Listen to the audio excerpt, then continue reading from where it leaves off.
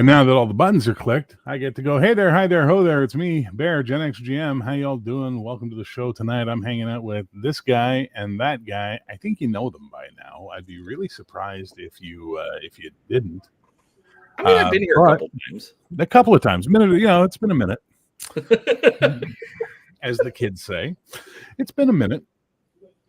Late. What are you talking about? Late. 8:30 was the start time. Check your stuff, dude. I see 8:31. So yeah, now it's 8:31, but I started at 8:30, and the start time for tonight's stream was 8:30, not 8 o'clock. Not my fault. You don't read. Yeah, come on, folks. I mean, really, at this point in time, if you don't read, why are you in this hobby? I mean, come on. Cody, how you doing, man? I'm doing well. How are you? I am aces. Not aces of spades, but I am aces. I am fine. Ace of spades. I was waiting for that. It's all the same to me. Anyway, I didn't sleep really well last night, so it's been a weird day of taking naps when I can. And getting ready for this. I would have canceled, if I was a lesser man, but since I'm clearly not a lesser man, I am obviously one of the 13 warriors. Therefore, I get to do this. How you doing, Brian? All things considered, it's fine. Stupid family holiday drama, of course, but okay. Would it be the holidays without it? There we go. And look at this. Look who's joining us late in the game. It's Eli. Oh, Eli! All the way from the St. Louis Arch. How you doing, man? Doing all right. How about yourself? Oh, well, we were just catching up on how we're all doing, but we're all fine. So what is tonight's topic, mein Freunds? It is surviving the holidays. And the reason why it is surviving the holidays is, for me, I absolutely despise this time of year with the fiery passion of 1,000 suns. And you don't even usually get your role-playing in to get your escape from all the chaos because everybody's dealing with family, holidays, shit like that. So your games tend to go on hold around December until January and things like that. So the point of being here tonight is to talk about what we do to get through this holiday season without murder. Because I don't know about the rest of you, but murder seems like a really good option this time of year. I'm Prison orange is not your color. Well, you'd be surprised how good I can look in a jumpsuit. But anyway, Cody, what's your holidays normally like? Well, yeah, I've never been I am a big fan of Christmas with my family when my family's involved, because my family's really close. We all like each other. We fight and squabble and stuff, but we all get along or whatever. So I like that. I like when we get together as a family and hang out and listen to music and somebody's cooking good food, and it's great. What I don't like about the holidays is all the other shit that goes with it. I don't like the fucking Christmas music. I don't like going to the fucking store. I don't like buying shit for people. Yeah. And I usually don't buy stuff for people. So, but they tend to buy me stuff. So now I feel obligated to buy them something. But I don't like the whole consumerism of the vicious circle of passive aggressive gift giving. Yes. What a horror. What a horror, man. Like, it's the worst. I'll tell you, you don't like the music. I'll tell you my personal hell for 3 years when I was working security in Vancouver on graveyard shift. Every Christmas, I had an 8-hour shift, and they had a 3-hour Christmas loop that was on speaker all night long in the empty mall, locked away in the mall manager's office, which we had no access to. So we'd hear all the songs 2.5 times a night, right? Or 2 1/3 times a night. And it was fucking hell. Like, because if you're in everybody's like, I worked in the mall. I remember Christmas music sucking. I went, no, but you were working in the mall when it was open and there were people and there was noise. We're working in this cavernous, empty space, hearing Mariah Carey belt it out all night long. And as a result, there's a song that can push me to murder. And it goes a little something like this. Simply having a wonderful Christmas time. I will fucking murder people who sing that song. Isn't that Paul McCartney? Yes, and he deserves to die for that. Fuck. Anyway, so there you go. All right, Brian, how do you handle the holidays? What goes on for you in the holidays? So honestly, like it's different, especially now that we have not just that we have kids, but that our kids are all adults at this point. Like it's been interesting to see it change, but normally it's just get together, be around each other, try to do something fun. The last couple of years, we've tried, because Christmas Eve is always a challenge. Yeah. We try to do something like a day or two before where it's just us getting together. Mm-hmm. And it works, but then, I out like Cody was saying, just all that extra drama and nonsense that so original plan this year was, hey, let's just sit at home, we'll bring in some food, we won't even cook anything, just go get it, bring it in, we'll sit around, we'll watch Harry Potter movies, and we'll build Harry Potter Legos that Kim's been collecting throughout the year, and we'll just relax and it'll be nice. Well, we've got my brother-in-law and his family coming in, and his kids are all little, and so Kim decided, you know what? Let's just go out for dinner. Sorry, we're gonna change that plan. And I've got one son who's losing his mind because we changed the plan. It's like, and it's the same son that I was telling you about earlier. Yeah. So it's just like, why? This is stupid. But I mean, normally it's just, to me, it's just about getting together. Yes, I like getting I like getting gifts too. Come on, who doesn't? But I like giving gifts. I like giving them to my family, to my friends, just for, reasons, because I like you. But the drama around it, I'll be honest, I mean, that could be, done away with. Well, it looks like we're going to change tonight's topic to therapy for Brian at this holiday season. And we'll be taking care of that for you. I tell you, actually, I'll save mine for last. All right, Eli, what's your Christmas usually like? What's your holiday season usually like? A lot different the last couple of years now, of course, because we moved away. But this year it's slightly different also because we're getting to go back for Christmas. Yeah. Last year was brutal. First Christmas, no kids, new house, just my wife and I, no friends in the area. My brother is the only people we know, kind of a thing. Normally, in the many years prior to that, Christmas wasn't all that horrible. There was constantly the scramble for, how are we going to afford to get gifts for everybody? Sure. My wife ended up mitigating that by just becoming a baking, candy making machine, and then that became the standard. Like, ooh, it's cookie season again. Jen's gonna make me cool stuff, And then when we ended up with the bonus kids and stuff, and it really became impractical to try and get a list of things for everybody, we just started Secret Santaing. It's like, okay, everybody pick a name. Nice. Picked two. We did like two names basically. You'd pick two names. That way there was a little bit more gift giving going around. But no, we've always tried to keep it to friends and family, and just kind of make it about people. And my oldest turned into a complete Christmas nut after he found out about Santa when he was a kid. He yelled at us and went off on Jen and I. I'm like, you guys are fucking liars. I can't believe you. You've been bullshitting me this whole time. Blah, blah, blah, blah. Just absolutely, like, we had just wrecked his world, right? Pardon me, spoilers, or, Santa. But, yeah, seriously, spoiler alert, there is no Santa Claus. But then we countered that with, hey, man, you got a younger sibling there. That means you're part of the magic now. And that was like complete 180. He's like, wait, what?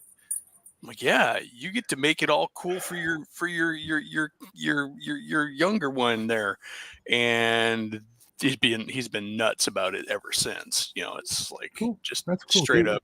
Christmas is for kids, man. That's what I've always said. Yeah. Just like Halloween is. So I used to have to go to what I called my annual sleigh ride to hell, which was go visit the family every year. And then once that got to a point where I could actually, as an adult, go, no, I'm not coming home this year. You can all fuck off. I'm staying in the city because my job needs me to work Christmas, and that's double time. I would just work every Christmas day and be fine with it. But if I did wind up having Christmas Day off because it fell on a non-work day or something like that, I used to do what I called my Jewish Christmas, which was fantastic. It was Chinese food and a movie. Why Chinese food? Because it's the only restaurants that were open on Christmas Day, and a movie because no one goes to the movies on Christmas Day. Or at least they didn't used to. Now it's like the family event of the year to go to the cinemas on Christmas Day. So my escape from all of the chaos just never ends. So now Christmas is stay home, chill. If I'm doing this, I'll live stream, and hang out with everybody who's got nothing to do on Christmas Day and just sort of take it easy. But I will not put myself out there. I don't do Christmas shopping. I'll buy you a gift card. If I really need to get you a gift, enjoy a nice Amazon card. You can go buy whatever the fuck you want, But I don't do Christmas anymore. I just can't fucking do it. It makes me want to murder people. It's just an awful, ugly holiday now. Jen and I have had a problem with it for a long time because we're like, why do we need a special day of the year to buy stuff for people or each other or whatever? Like, we're always doing nice things for people, and the spirit of Christmas is kind of our every day. So, I've also been blessed with a lot of really memorable Christmases my life, so it's kind of hard for me to hate the season. Well, not to put too fine a point on it, having an alcoholic mother and a narcissistic absent father, let me tell you, Christmas was a special time of year for all of us. It was just birthdays and Christmas. You could just guarantee there was going to be some fucking 70s, 80s drama going on, We had drama, but, I was kept pretty insulated from it. The only day that was nice was Boxing Day, which for you Americans is the 26th. It's the day after Christmas, which is like our Black Friday in Canada. My Aunt Enid would always have the family over there for like the entire family, like all the aunts and uncles and cousins, and we would just eat pizza. And then we'd play this stupid game where you'd pick your number out of a hat, and everyone brought a gift. And there were joke gifts and there were real gifts. And you would pick on your number, and when your number came up, you would pick your gift. You could keep your gift, or you could exchange it with the person before you, right? And I just remember one year there was a salt lick, a deer lick was brought to as one of the gifts, and like literally every uncle and cousin who had a farm were competing to see who could end the day with the deer lick. It was like, never mind that Walkman, I want the deer lick. And it was really funny. It was not competitive, and I was like, and those were the days. That's the only time of Christmas I liked, was going to my Aunt Enid's house. That was the best. Yeah, going to my cousin's house was always cool. Christmases with my stepdad's family was always nice because they did the holiday. They did the whole thing, right? Big Christmas dinner. His uncle, the father, he had a priest for an uncle, but it was just really cool. They did, and then they were an Irish Catholic family, so it was always amusing to watch them progressively get drunker and drunker and drunker. That's racist. I'm not saying. I remember the year when I was 11, and my mother's like, "You want a screwdriver?" I'm like, "What's a screwdriver?" She's like, "It's orange juice and vodka." And I'm like, "All right, whatever." I'm 11, right? Oh, cool. Yeah. Mom's gonna give me a drink. She got ours mixed up. Mom's was enough orange juice to make it yellow. Mm-hmm. And that was my first screwdriver. I'm like, as my face inverts. I have 4 older sisters, and Madeline's the one that's closest. She's only a year and a half older than me, and the eldest is 10 years. But Madeline, and I remember when Madeline was 12, she asked for a bottle of baby duck. I don't know if you guys have baby duck in the States, but it's this liqueur, like it's a sweet wine type thing, a fortified wine. And she just sat there like a maniac nursing this bottle of baby duck all day, all Christmas Day, just laughing her ass off. And my father's like, "I think this was a bad idea, Anne." And she's like, "Well, it's what she wanted." And I'm like, I'm like 11. I'm just trying to play with my Star Wars thing. I'm like, why is the family so fucking weird? One of my favorite Christmas stories, honestly, is when I was 7 and we went to New York for Christmas to have Christmas with my brother's grandparents. His grandparents are our New York family. And so that year I got to see FAO Schwartz, the real one, for the first time in my life. Yeah. Which is an amazing store, although my mother felt so guilty because she walked me in there and she's like, "Pick one toy." But Can I just pick a floor? No. Well, yeah, they had an entire floor of Legos at the time. It was nuts. Yeah. But and that's before there were that many Legos. I'm like, how did you pull this off? But no, that was also the year I almost got to watch my mother punch Santa Claus. So we're walking down the streets of Manhattan, and there's a Santa out there, jingle, jingle, jingle, handful of candy canes. Oh, hey, little boy, gives me a candy cane. And then, it's donations. And so my grandma Minette, she goes to go pull out some money from her wallet and tries to hand him some cash. And he's like, oh, we only take like a minimum amount. And she's like, this is all I've got. And so he starts reaching down to grab the candy cane back. And I look up, my mom's got her fist cocked back. And she's like, no Santa's going to take candy from my son. Wow. So that was awesome. So basically, it looks like Eli's way of coping through the holidays or surviving the holidays is to fully embrace them. That's Eli's plan to get through the holidays. Pretty much. I mean, honestly, we turn the ship into the wind. Yeah, no, I get it. Lean into the direction of the fuck. What is it called? Oh my god, skid. Go in the direction of the skid. Yeah, it's like I hear what everybody's saying, like, there's the obligation for gifts, and my obligation, my way of handling it for Jen is we can only do so much, and we got to be okay with that. What can we do? We can do cookies, we can do candies, we can do a meal, we became headquarters for like the multi-family gingerbread house construction, which resulted in a gingerbread Death Star complete with crumbled gingerbread Alderaan and a little Millennium Falcon carved out of a peppermint that my son did. So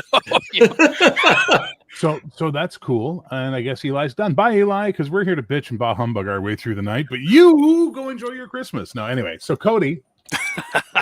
Sorry. Away from that happy shit. I had a normal childhood fucking shit. The rest of us dysfunctional fucking people. Cody, what's the craziest fucking thing you ever saw on Christmas? Craziest thing I ever saw on Christmas. I can't think of anything that like really bad that ever happened on Christmas. Okay. Like all our Christmases have always been like pretty good. Okay. Well, I didn't say that. I just said craziest thing. Crazy. Okay. Well, I remember one year we got like, it snows here in Tennessee, but it doesn't snow a lot. We get like a few days a year where it like snows. But one year we had like a fucking blizzard, right? And so it's like a lot of snow for here. It was like a few feet, which is a lot for here. Yeah, enough of this shit. Sorry, hang on, that's too hot. Yeah. So just open a window, let some cold air in. Yeah. So the cool thing is we all got sleds that year for whatever reason, even though we don't have a lot of snow here. So we all got sleds, and this area of Tennessee is like really hilly. It is just hills everywhere. So it was awesome when we were kids going down skateboards and stuff. But where my parents is, they live right in front of this giant fucking hill, and so we'd always go skateboarding or ride our bikes down the hill or whatever. So this year we decided we're going to take the sleds down the hill because the road's just ice, Okay. That's a little different. That's a little different than a skateboard or a bike or anything, and we're not used to sledding. And so we start like in the middle, and then finally we get brave enough and go to the top. And the kid that goes to the top, we're like, we double dog dare you, all that shit.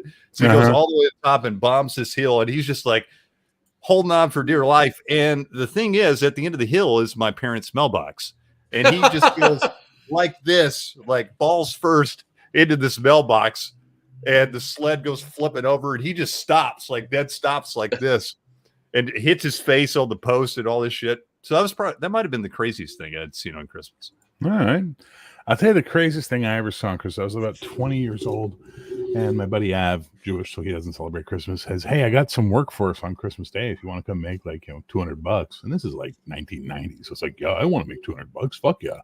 So we were doing demolition on a department store, just tearing out everything, throwing in the dumpster in the back. I mean, it's 25th of December in Montreal. It's a cold fucking day. What are you going to do? And we took a smoke break, and we're in the back alley, and we're just smoking and talking to each other. There's about 4 of us there. And suddenly this guy in a rabbit costume comes running down the alleyway looking super fucking panicked. Like he's like the head's going around like this.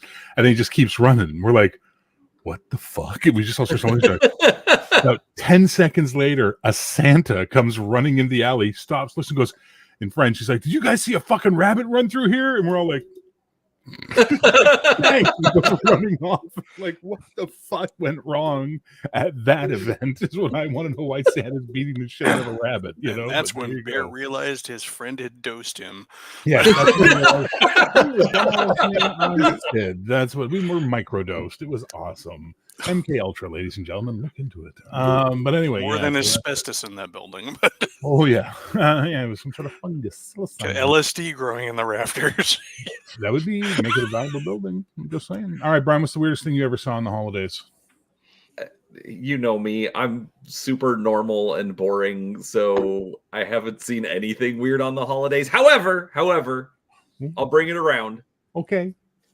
So it's probably jumping the question because you're probably gonna ask like what we're planning on doing, but I recently acquired the Pirate Bible.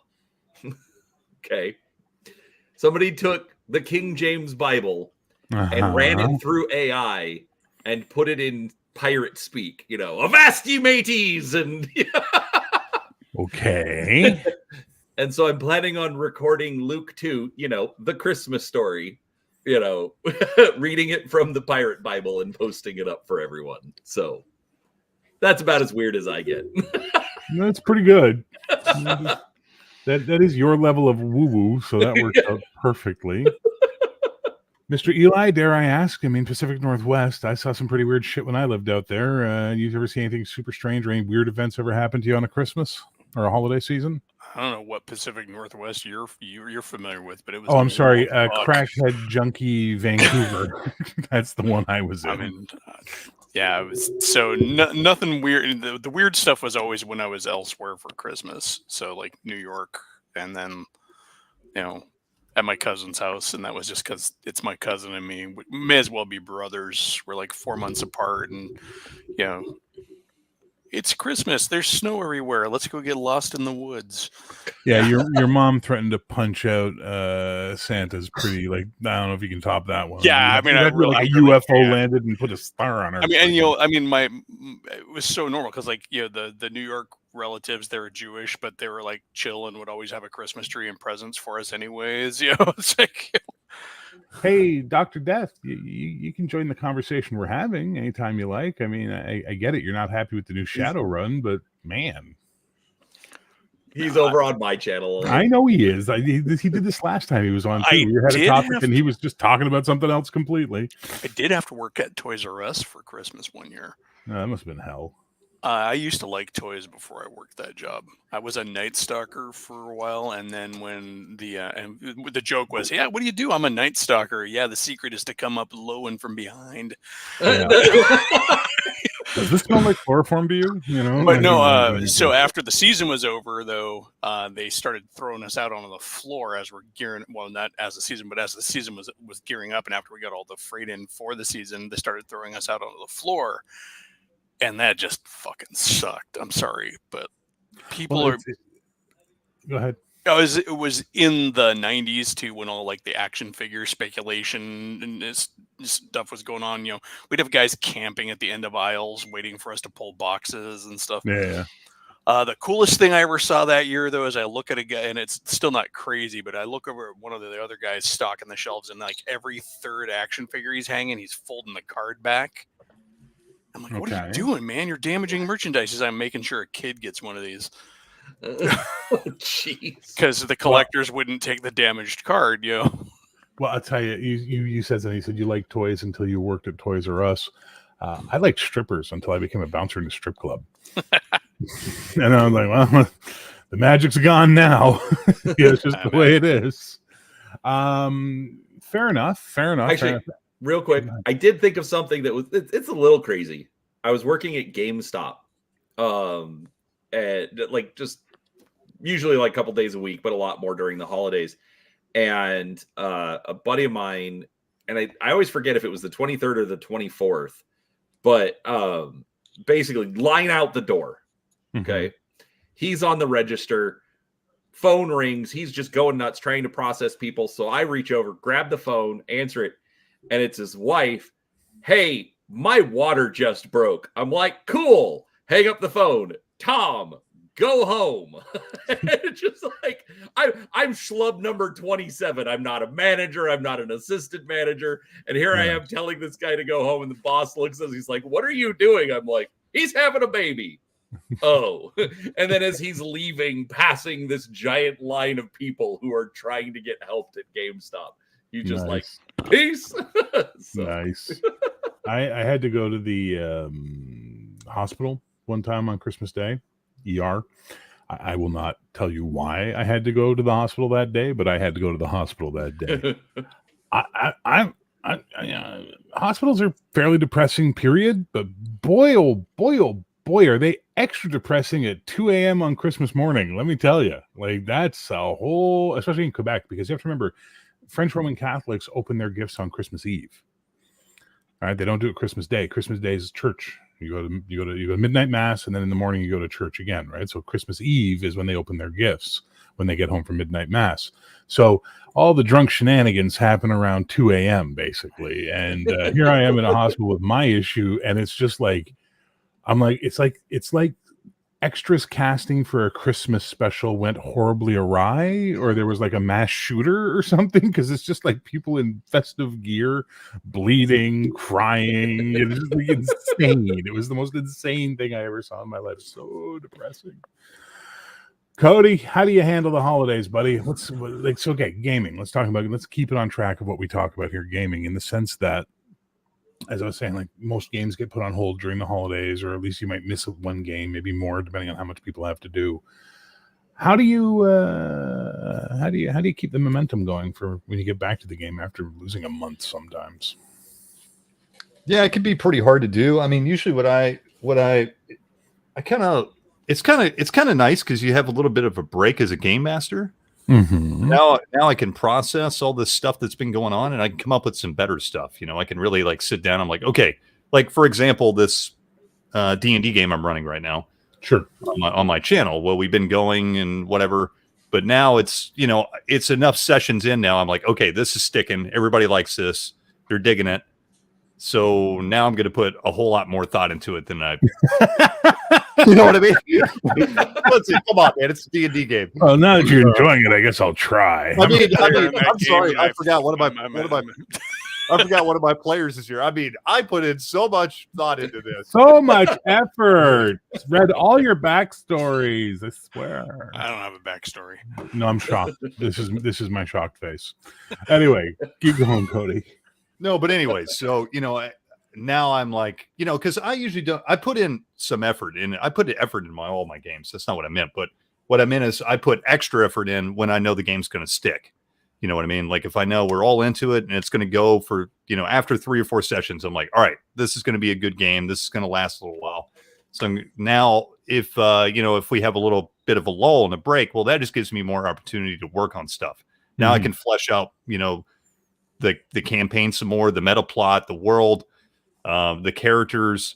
Yeah, I can really sit. So that doesn't really bother me because I've just been sitting down with my notes and my books and stuff and just reading stuff. I'm like, oh, that's a cool idea. And that's a cool idea. And then of course I always encourage the players during the lull to talk amongst themselves and to, get themselves pumped up. And, Eli's been really great because he's been really into it. So he's been writing like letters from his character's perspective and like sending me art and stuff and like asking me all these questions that I don't really have answers to, but it's awesome. Because that kind of enthuses everybody else and everybody else starts talking amongst themselves. So, if you or somebody else in the group can keep everybody, enthused about the game, that's great. But yeah, I don't really mind it too much because it just gives me more time to work on the game and also think about other games too. Like I don't mind I'm always thinking about like other games in the future. I'm like, oh, that'd be a cool idea. Or maybe I want to play this game or whatever. And like, so I've been reading other books and other rules and stuff, maybe that I want to run in the future or whatever. So that's kind of how I handle that lull in my gaming, no matter when it is, but especially during the holidays. So writing letters and stuffing character and talking about their adventures, is that what you're saying? Yeah. I mean, like, hang on. I got a follow-up question. And you think that's pretty cool as a GM? Like that really inspires you to keep going, right? Sure. Yeah, it'd be awesome if you assholes would do your fucking character logs for Star Trek. That'd be awesome. Dicks. Hey, next session is until next week. We got time to turn it. Shut up, dicks. I'm going to do like an hour To be long fair, monologue. I'm the only one in the campaign who's doing it on this one too. So it's like, No, that's fine. I'm just, they love the Star Trek game, except when I ask them to do anything for the Star Trek game. And it's like, oh, my life's hard. same thing with my group, man. I did my log 3 sessions ago. Do you want? I was doing it after the episode was over. Listen, Chuck. Since Victor brought it up, listen, Chuck.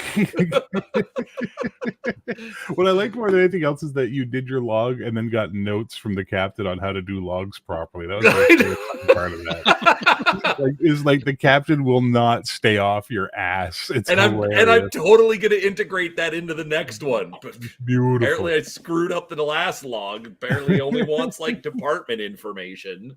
Yeah, pretty much everybody on the crew treats you like shit, right? It's a bad thing to do with the engineer. It's like, all right, ship go boom now. you want the banana pudding to go away? Exactly. As Conan says, no, it is a warrior's meal. Shows up to work one day and just decides, I'm going to take out the whole damn ship. Yeah, I don't think Starfleet is the U.S. Postal Service. I'm just going to go on a limb and say they're pretty it's much always the quiet ones. And you are the Barclay of everyone, so there's that to think about, Brian. We don't need a warp core, do we? I think we need to stay here, drifting dead in space for a while. I'll get time to think about it, Captain. What do you think? Why should I write a personal log about why I did this, Captain? What? Okay, I'm going to do this, which is a horrible idea. I know it's a horrible idea. It's an awful idea, but I'm going to do it. We will only ever allow ourselves to have 6 people here on the chat. If 2 of you would like to join us, have something to talk about. Please do not join us just to hang out in the stream. Come in and you want to discuss holidays, surviving the holidays, role-playing during the holidays, all that good stuff. The link is in the chat. We're more than welcome. You're more than welcome to join. Mr. Buevin, I sent you the link on Discord as well. So, yeah. No, they don't have a counselor on their ship, Jason. That's the problem. There was going to be a PC counselor, but then she's playing the command cadet, and she really likes her command cadet. And we're sort of in this like, well, so next session, I've got a treat coming for them. So, yeah. Please tell me it's the Vulcan counselor. I still think that's the best idea I've ever had. Please use these Legos to explain to me visually what this feeling is that you're talking about. Is there a way to express these feelings that you talk about in non-Euclidean geometry, please? Anyway, Brian, you were about to say. I was going to actually pick up off of what Cody was saying as far as like using the holidays to kind of to sort of regroup and work on some prep and whatnot for your game. Me personally, like the weird thing is I'm the weirdo in the family. No one else in the family likes any of these games, whether it's the miniatures, role-playing, board game, like whatever. So for me, like I like hanging out with the family, but I always just kind of sit in the corner. So I always just make it a point, bring my iPad or bring a book or something with me that, I'm going to be the weirdo off in the corner with the family. Like my wife is much more social with my family than I am sometimes. Potbanger Jones, really? Yeah, right. So anyways, but I mean that's another thing. Sometimes you got to go to the family activity, but just bring your book so that you've got something else to do. Yeah. So, well, what I started doing is I started bringing games. And so that's become like our tradition for the past couple of years is I bring different board games that we can all play, including the younger kids, even though the youngest is too young, but the other 2 now are old enough where they can play. And the oldest one has always played games with me. She loves games. The middle one is all right about it. She likes video games better, but she'll play board games with me. I'll sit her next to me. I'll be like, all right, you're playing with me, and she likes just hanging out with all of us. Yeah. So that's what I've been doing is just bringing games. And now, my wife and my brother-in-law and my sister and me and, the 2 kids and everybody. And we'll, basically everybody but my dad, cause he's a grouch. and he's just gonna, yeah, he's sorry, but just giving Brian advice on his family troubles. But that kind of gives us something all to do besides just sit there and look at each other or just talk about the same shit, and we can have a good time and we can have a couple drinks after we eat and you know, have some fun. And I try to bring games that everybody's going to enjoy, you know. I like how Hungar gave me a super chat to tell us how his channel is the best YouTube channel ever. Well played, Hungar. Well played. Yeah, I would not be able to handle my family anymore because I've quit smoking, right? So I couldn't imagine being home and not being able to just go, well, I'm going to have a cigarette outside now and just walk away from everybody for 25 minutes. That would suck. That'd suck a lot. That would suck a lot. Oh, look. I mean, look, holidays with family can be very stressful for people who don't have picture book families, right? Like, if you trust me, you know, like I had to explain to my ex because she was very close with her family, and she's like, "What's with your family?" And I'm like, "Well, if someone in my family says I love you, the immediate response is, do you have cancer? Are you dying? What's this all about?" You know, like it's just the way we were. So the holidays can be very stressful, and if you don't have and I think if you have a super close family, it can be extra stressful because now there's almost an obligation. Like you don't have the freedom we had to go, fuck this, I'm going to the bar, and just leave. And, you know, people yell at you, you can't believe you left last night. Well, I did, so fuck you, ha, ha, ha. Whereas with your really close family, you can't just go, fuck this, I'm out, right? So right. I think that probably introduces a whole other level of stress that I just cannot relate to and would never want to endure, to be quite honest. Brian, you said your family is fairly pedestrian about Christmas, right? Yeah, I mean, like, well, define pedestrian, just like tree, normal, gifts, singing, eggnog. Absolutely. Yeah. Like growing up. Hang on real quick. Yeah, but you are dying, so that makes perfect sense. So $2 bought you, buddy. But growing up, so my mom decided that she didn't want to, you know, have everyone fight over who's going where and what for Christmas. So she decided that she was going to just start hosting it at her house. And like that was literally the tradition growing up, is everybody came over. Aunts, uncles, grandparents, random people that my mom decided needed to be invited this year because, you know, they were from out of town or whatever. And so, yeah, it was relatively normal, but we'd get together and we'd, you know, we always called it the Christmas talent show because she put us all into music. And so made us, you know, yeah. What the fuck? What?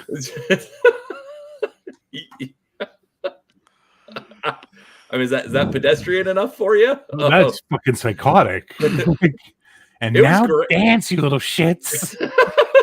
It was great though. Like everybody participated because they wanted to. It wasn't that like everyone's required to sign up. Yeah, but Stockholm syndrome is a thing, by the way. Just in case fair. You're wondering. And there's Hungar telling you he'd rock that Christmas. There you go. But that's the thing, is that there was always at least, you know, a couple of families that weren't related to us, but it was just, you know, it was just our way of doing it. Now it's fallen apart since we've all gotten older and we've had our own kids, and now, you know, mom can't control all of that because we're scattered, you know, to the four winds. So yeah, mothers are really the linchpin, aren't they? They really hold the family together. It's a little dark what I'm going to say right now, but I remember after my mother's funeral, I literally looked at my sisters and said, "Well, see you when Dad dies." And they're like, "That's not funny." And I'm like, "Yeah, but that's what's going to happen." And sure as shit, next time I saw them was Dad's funeral 5 years later, you know, 6 years later. And now we don't see each other at all, you know, because we don't have that linchpin. And mothers provide that. Mothers provide that weird familial linchpin where they sort of bring everybody together. Unless your mother's a complete psychotic narcissist, and then that's a whole other topic we're not going to get into tonight. Would you say, Cody or Eli, that your mothers were kind of the focal point around the holidays, or were they more just go with the flow and let an aunt take over? Because sometimes the aunts are mothers too, right? Usually, I mean, when I was a kid, it was with the aunts usually, because my aunt was usually in a better position with a better house, and we were usually getting by, but definitely not the place to entertain. But it was always fun. We always had a good time. It was just me and my cousin being stupid while the parents drank, and my uncle never coming out of his office. Right. Uncle Pete was a dick, and I never wanted to know him anyway. So. Rest in peace, Uncle Pete. Man, oh, he's still alive, but nobody cares. Hey, he's dead to you. That's all he's dead to you. But no, and then since I've had my own family, though, it's like we've definitely been. My wife, the mom, is now the linchpin. Yeah. So yes, it does ring through, and that's just because she never had a stable childhood at all, and so we've made that. We have traditions, things that happen. We have a way that people come over and extra people come over. The house is open to anybody who wants to come over, who needs a family to be with. If we get enough notice, we make sure there's a gift for them, and usually a stocking. What are you, hippies? What the fuck is this? I was raised by a hippie. What is this commune bullshit that you're talking about? Well, my brother and I would bring That's fucking commie talk, and commies don't celebrate Christmas. That's how I have bonus kids. Hello, Catherine. Welcome to the chat. My brother and I used to drag people home for holidays all the time, and then you'd watch them grow up and get stable. And like one year at Thanksgiving, there's some dude with a big old purple mohawk and looking scruffy and crusty, and then get into my 20s and he's married, kids, got a good job. So how and I'm not sure I have the sensitive way to ask this, but does your cult have a name, or is it just this thing that happened? It's called being decent.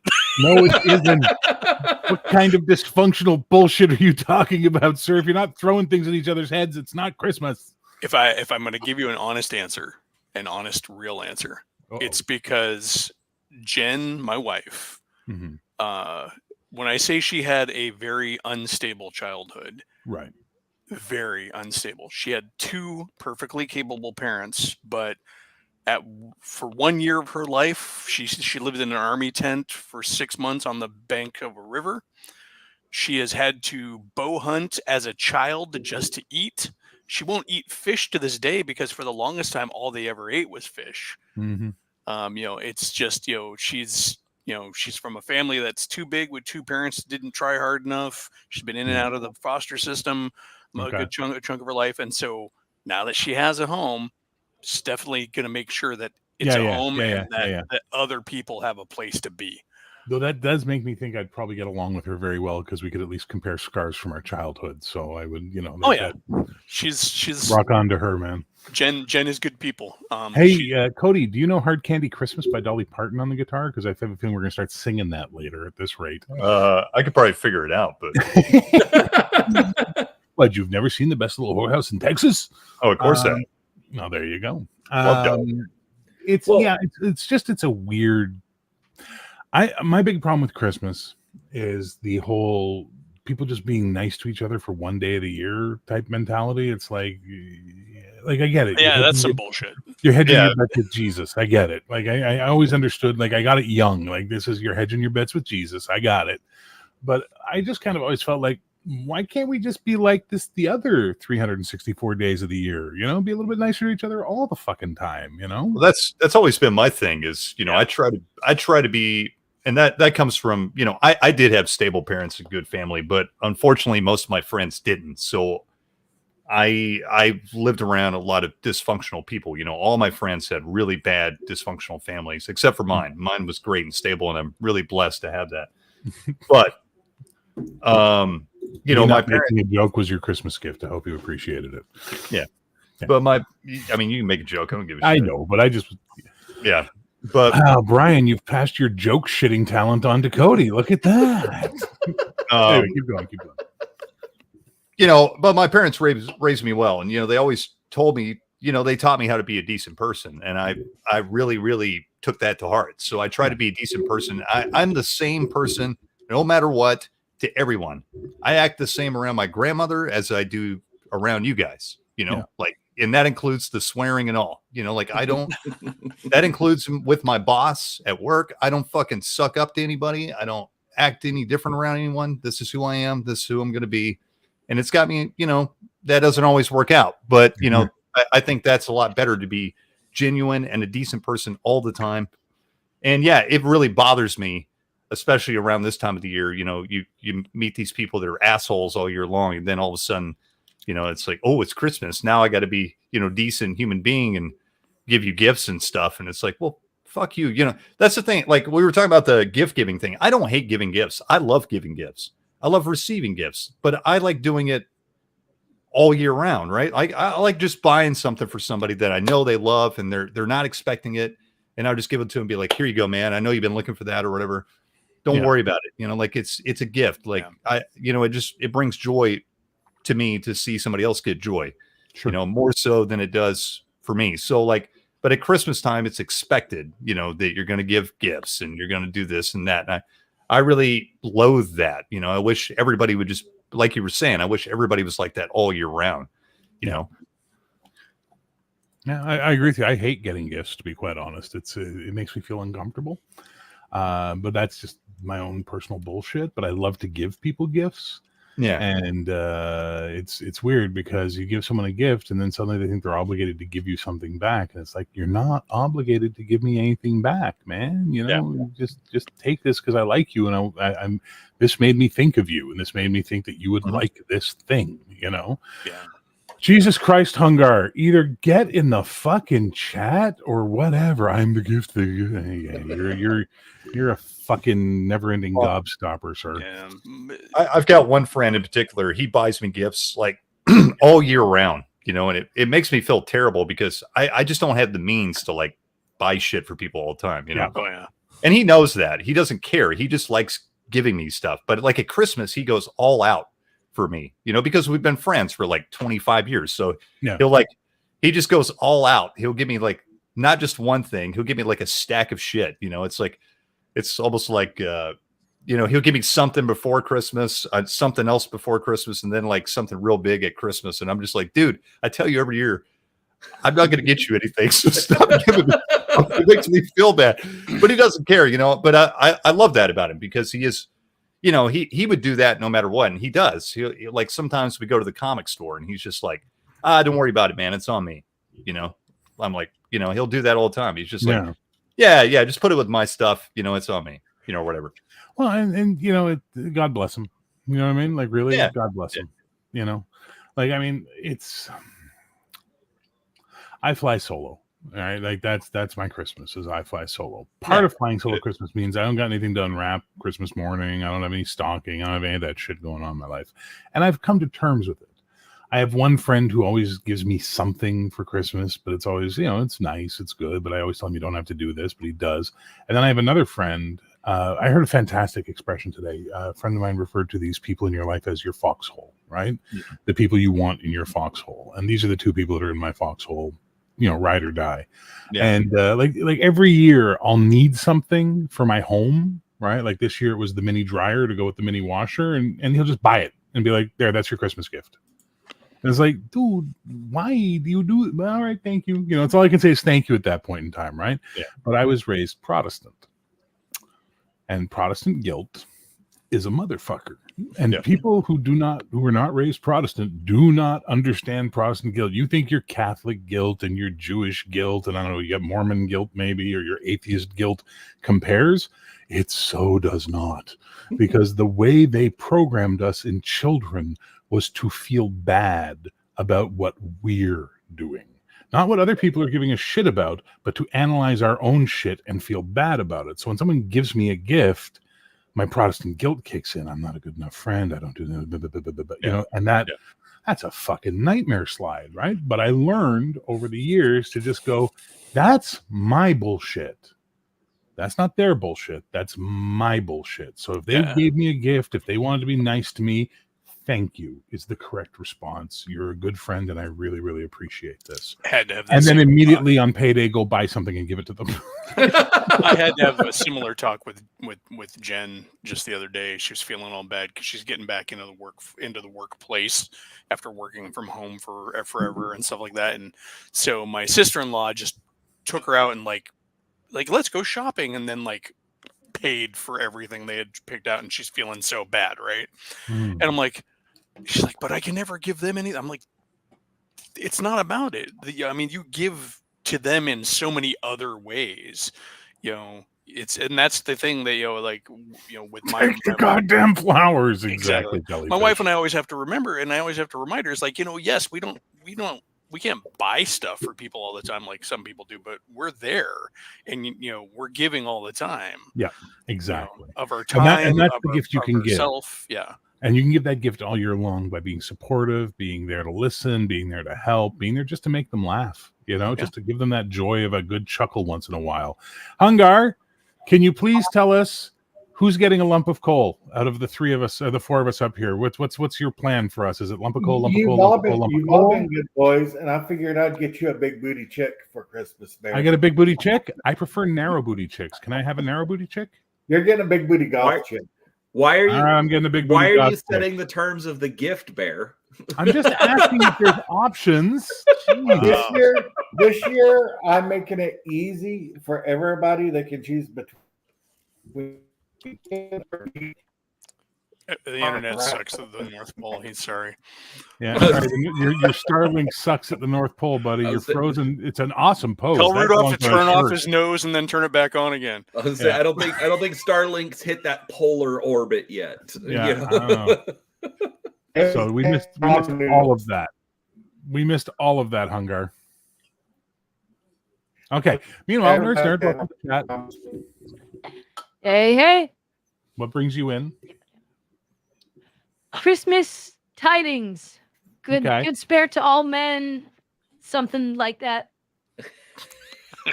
Peace on earth, goodwill to all men. Good cheer. That's the one. Yep. Yeah, peace on earth, goodwill to all men, and fuck the women, apparently. So there we go. That works out perfectly. Hungar, you like that one?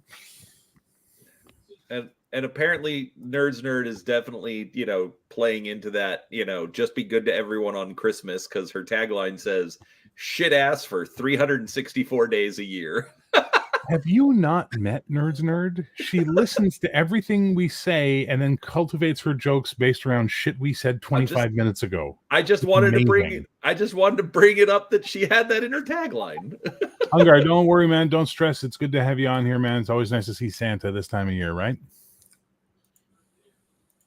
Yeah. What would a Christmas stream be without Santa in it? What would a live stream be without Hungar in it at this point, right? Normal. Fair. That's fair. Love you, Hungar. That's an awesome freeze frame right there. It's like one of those fucking 1800 ectoplasma photos. It looks like the cover of Imagine. There's the better photo is the follow-up. You know what? Fuck the live stream. We're just going to watch Hungar and talk about that for the rest of the night, because it's working out quite well. That's what I'm going to put on my Christmas album. Oh my God. Nerd, what do you want for Christmas? I want to fleek in. I want people to mostly leave me alone. I want to drink enough whiskey where people wonder if I've had too much, but I don't actually quite cross that line. Uh-huh. And I want some bomb-ass ham for dinner. Bomb-ass ham for dinner. Is that a German ham? Baumhaus. Baumhaus. Baumhaus ham. It's the greatest ham in all of Germany. Cody, what do you want for Christmas? I want the Palladium role-playing game back. That's what I want. You want it back? Mm-hmm. All right. The Robotech game.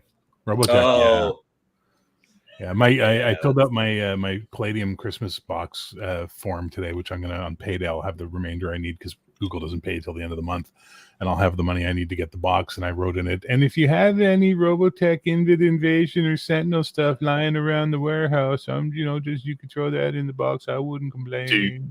Do you want that? Are you kidding, dude? Sentinels and Invid Invasion are Robotech to me. Have been, always will be. Brian, what do you want for Christmas? I want my children to stop being turds. That's not going to happen until you do what I said to do, or I approved of, which is slap them. I mean, Christmas slaps for everyone. Christmas slaps for everybody. Black Peter's coming to put you in the bag, No, honestly, like right now, number one, Kim doesn't want me to have more stuff. So there's that. That's probably a good idea. It's probably true. But no, I mean, honestly, I've had a really good year that honestly for Christmas, as cheesy as this is going to sound, I want my friends to just be a little bit happier. I want nice things for them. If I can help with it, I will try. If not, I'll just leave it up to, well, in my case, I'll leave it up to God, but you might say the universe. Yeah, exactly. You fucking when I was a young man, I'd see these, the Church of Jesus Christ of Latter-day Saints, the Mormons TV ads, and there'd always be these like wholesome family things, and I never believed that shit was real until I met you. And now I'm like, oh, no, Mormons are actually like this. Holy fuck, Some of us. Jesus, go away. Get fucking cooties on me. Eli, what do you want for Christmas? Still waiting for the one thing I've asked for every Christmas, but I've never managed to get. G.I. Joe aircraft carrier. Stocking full of miniatures. We could make that happen. I have a 3D printer. He has a 3D printer, and we could all pitch in for the goo and the shipping. I got enough miniatures I need to give away. I got you. Literally, no. He's just going to paint free candy on the side of it, and then on the other side, Jesus loves you. No, it's just been the running joke because the worst thing you can ask me or my wife at all is like, "What do you want?" Because we don't generally have a list. Like every year, my default is just stocking full of miniatures, whatever. Because I don't care as long as people are there, we're having a good time. And honestly, the two things that I really actually get upset if I don't get them on Christmas is my like meat stick and cheese. If there's not like a giant summer sausage in my fucking stocking and a brick of cheddar, I'm not having Christmas. I might have to change what I wanted for Christmas because that sounds fucking tight. Oh, yeah. Summer sausage and a block of cheese. Are you kidding me? That sounds amazing. All right, Hungar, what do you want for Christmas, brother? When I was younger, I wanted beef jerky and ammo. Beef jerky and ammo? Whenever everybody asks me what I want for Christmas, I just tell any money that you would spend on me. Spend it on my kids. We're writing a song called Hungar's Appalachian Christmas. Stocking full of beef jerky and bullets. It's a Florida man Christmas. I have everybody just buy my kids presents. Any money that's spent on me, just spend it on my kids. I have everything that I want. Send you a gift card. Is a gift card good? Do gift cards work for you? I use it to buy stuff for my kids. There you go. Well, guys, the super chats are open tonight. If you want me to get Hungar a nice Christmas card, go ahead, throw some money at me, and I'll buy him a Christmas card. It'll come after Christmas because the way Google pays out, but I'm happy to spread the wealth to Hungar and Hungar's kids. Hungar's kids, please give to Hungar's kids. It's like a fucking charity. Brian, can we get the Mormons in on this? My daughters are. I mean, so they're getting doctrines. Hungar's like a numbers station we're listening to on the Czech border. Like every now and then he says something, we're like, what? I don't know.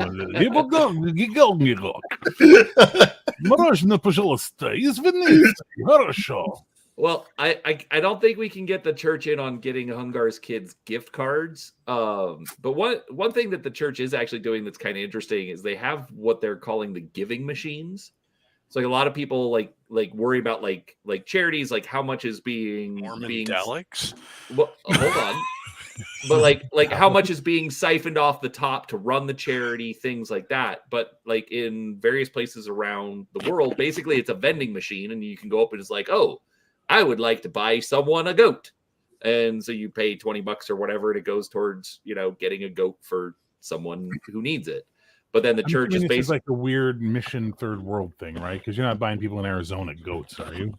I don't know. I how would like they it though. them. Okay, nerd, you are not allowed to have a goat. Why not? Because she'll train it for evil and ride it like a battle beast. It's the only thing to do with it. That's why we did it for her. So many goats, and none of them were lawful good. Evil, man.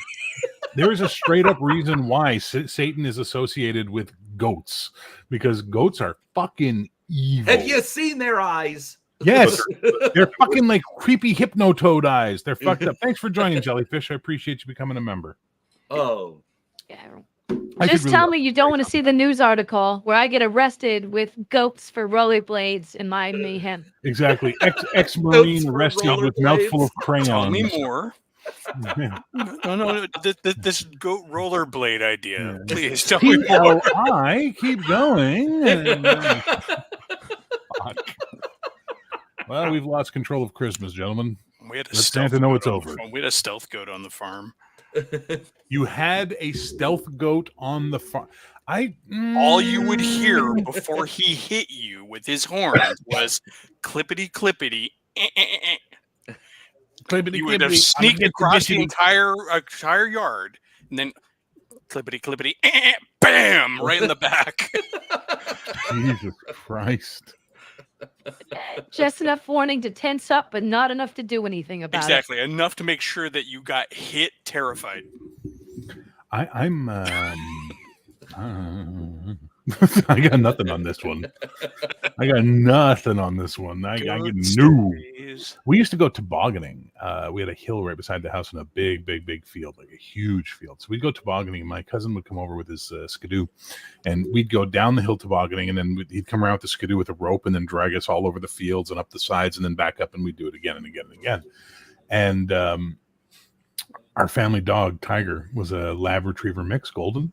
And she was convinced kids screaming was trouble. So she would run alongside the toboggan and like try and grab one of us and pull us off all the time, and then chase the skidoo and try and pull us off that. And it got to a point where it was no longer annoying. It was more like, you have been chosen, because, whoever she'd get and yank off was like, fuck you, we're going, yay, And then one time I got pulled off. And I sort of was like rolling in the snow, and I sat up and I saw the skidoo coming straight towards me because my cousin didn't see me and didn't know that I'd been knocked off the toboggan. And I laid back and the skidoo went over me, but the snow was that nice, soft, fresh packed snow. And it just pushed me deeper into the snow as the skidoo and the toboggan ran over me. And so nothing, no scrapes, nothing. I was perfectly fine. But I remember sitting up from that and going, I'm fucking done. Like, I'm just done. And I just walked back up the hill through the snow, trudging, and I was like, I was like 10, 11. I'm done with this. I'm never doing this again. And I never did. I never went tobogganing again. I figured like that was a message from on high. Like, you survived Christmas.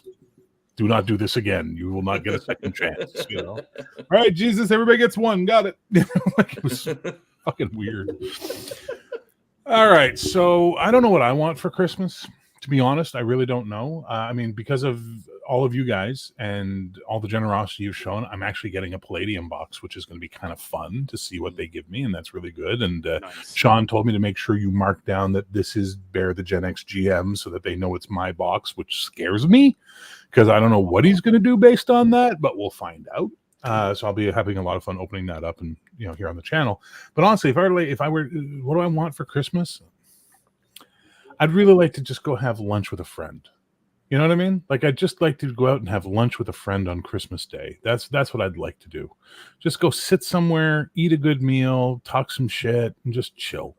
I don't need gifts. I don't need cards. I don't need sweaters. I just need a little humanity on that day. Just a tiny little bit of humanity. You know what I mean?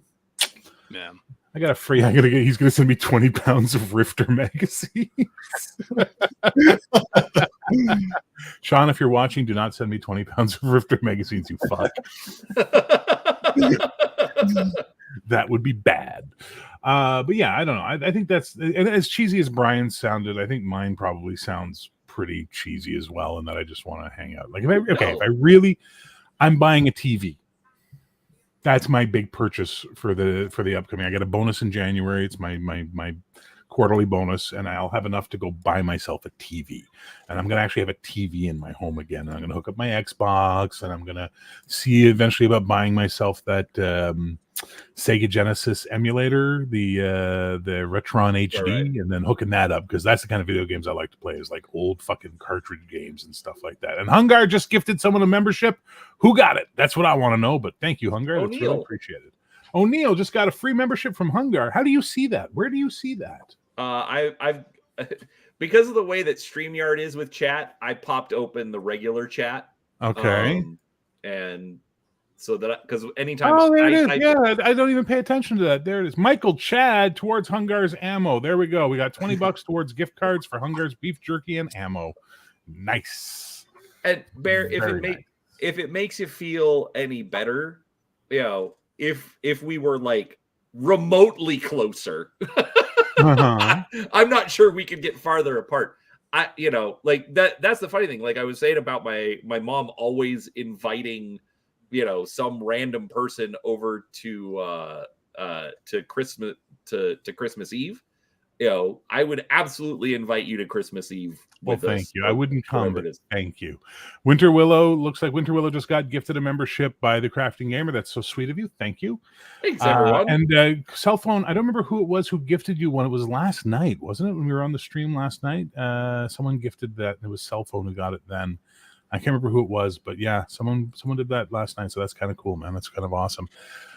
Yeah, I would, Brian. No, I would absolutely come over and see your family on Christmas Eve, just to scare the girl that needs the slap. Because, dude, I would have so much fun just while I'm going, what's wrong with you? Why wouldn't you? Do you think this is how Jesus wants you to behave? Really? Really? Is this what you think Jesus wants? Because I can tell you right now, Jesus does not want this. I would wholeheartedly approve of that. And then Kim runs at me with pots and pans. Clang, clang, clang, clang. Oh, I'm so sorry. Yeah, that's right. Dale, if you left now and could actually get across the border, highly unlikely, you could come have lunch with me on Christmas Day. That's so nice. I just got to know, does Kim bring the pots and pans to church? Like when the service gets really hot and fiery? Because I don't know if Mormon Baptist shit, Yeah, I'm Southern Baptist, right? So we get all hot. Whatever. No Mormons do that, but it'd be great. We're more like Methodists. It's not that. Bring them down. Clang, clang. There you go, man. Off and running. By the way, Christmas greetings to Kim. If you want to send that message off to the peanut gallery, as you call her. Bear says Merry Christmas. It's hard for me to want anything for Christmas this year because my kids paid for tickets for Jen and I to fly back, and even though it's going to be kind of whirlwind, we're going to get in there on the 24th, come back the 27th. I told my kids, I'm like, don't you dare! Don't anybody dare actually buy me a present. You're already like. Hunger just gifted another membership, and someone named Icebox 551 Anthony got it. I've never has Icebox like a government 551 Anthony ever. Hungar, did you just gift the FBI a membership to my channel? My understanding about the membership gifts is they have to be in chat and they have to be active.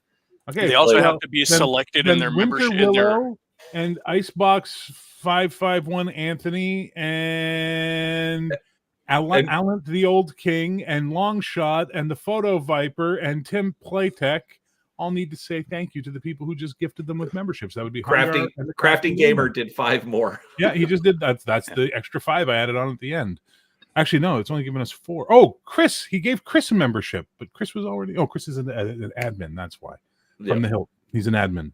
So there you go. Thank you guys for all those memberships for everybody. That's a great Christmas gift. But I still think Icebox 551 Anthony is an FBI person here watching us because we talked to Hungar. And Nerd's Nerd, let's be honest. Of all of us, if there was anyone going to be in a Ruby Ridge, it would be those two. I don't know what Ruby Ridge is, but I've made a bombosaur. I find it highly unlikely you don't know what Ruby Ridge is, but besides that, you're crazy. I just wanted not the a FBI CIA agent to agent. hear. What was that, Nerd? I just wanted the FBI agent snooping in to hear that on your. Yeah, there we go. Thank you so We're much. all on the list together. I think Dale, though, got the best name ever. And if next time I sign up for any forum or webpage, that's going to be my username, Bear, not a CIA agent. But I'll spell agent right, unlike you. Oh, no, you got it right. Oh, my God, there's so many A's in there. It's confusing my dyslexia. Stop that. By the way, Kim says Merry Christmas to you as well. Tell her I don't believe her unless she bangs the pots. He won't believe you unless you bang the pots. Please bang. Now she's scowling because she'll have to get off the couch. Oh, Button. And Hungar's been a member for 2 months. Look at that. Yay, Hungar. No pot banging button. It's like automated. She just needs a trigger, like a drum trigger for the pot sound. Yeah, Little foot pedal next to the couch. Like a bass pedal. Why don't you 3D print that shit for her, man? Come on. Put that Elgato Mars to good use. Is that what you have, the Mars? Did I get it right? Yes. Woo! I don't... There we go. There we go. Merry Christmas, It's a fucking Christmas miracle. Now it sounds like Christmas. Sounds like a Now Mexican it's grandma brought to getting life. ready to cook something. I swear to God, you gotta record that, and then Cody has to make a song out of it somehow. That'll be just amazing. Add some guitar. Alexa, there we go. Patrick in the test. Alexa, bang Kim's pots.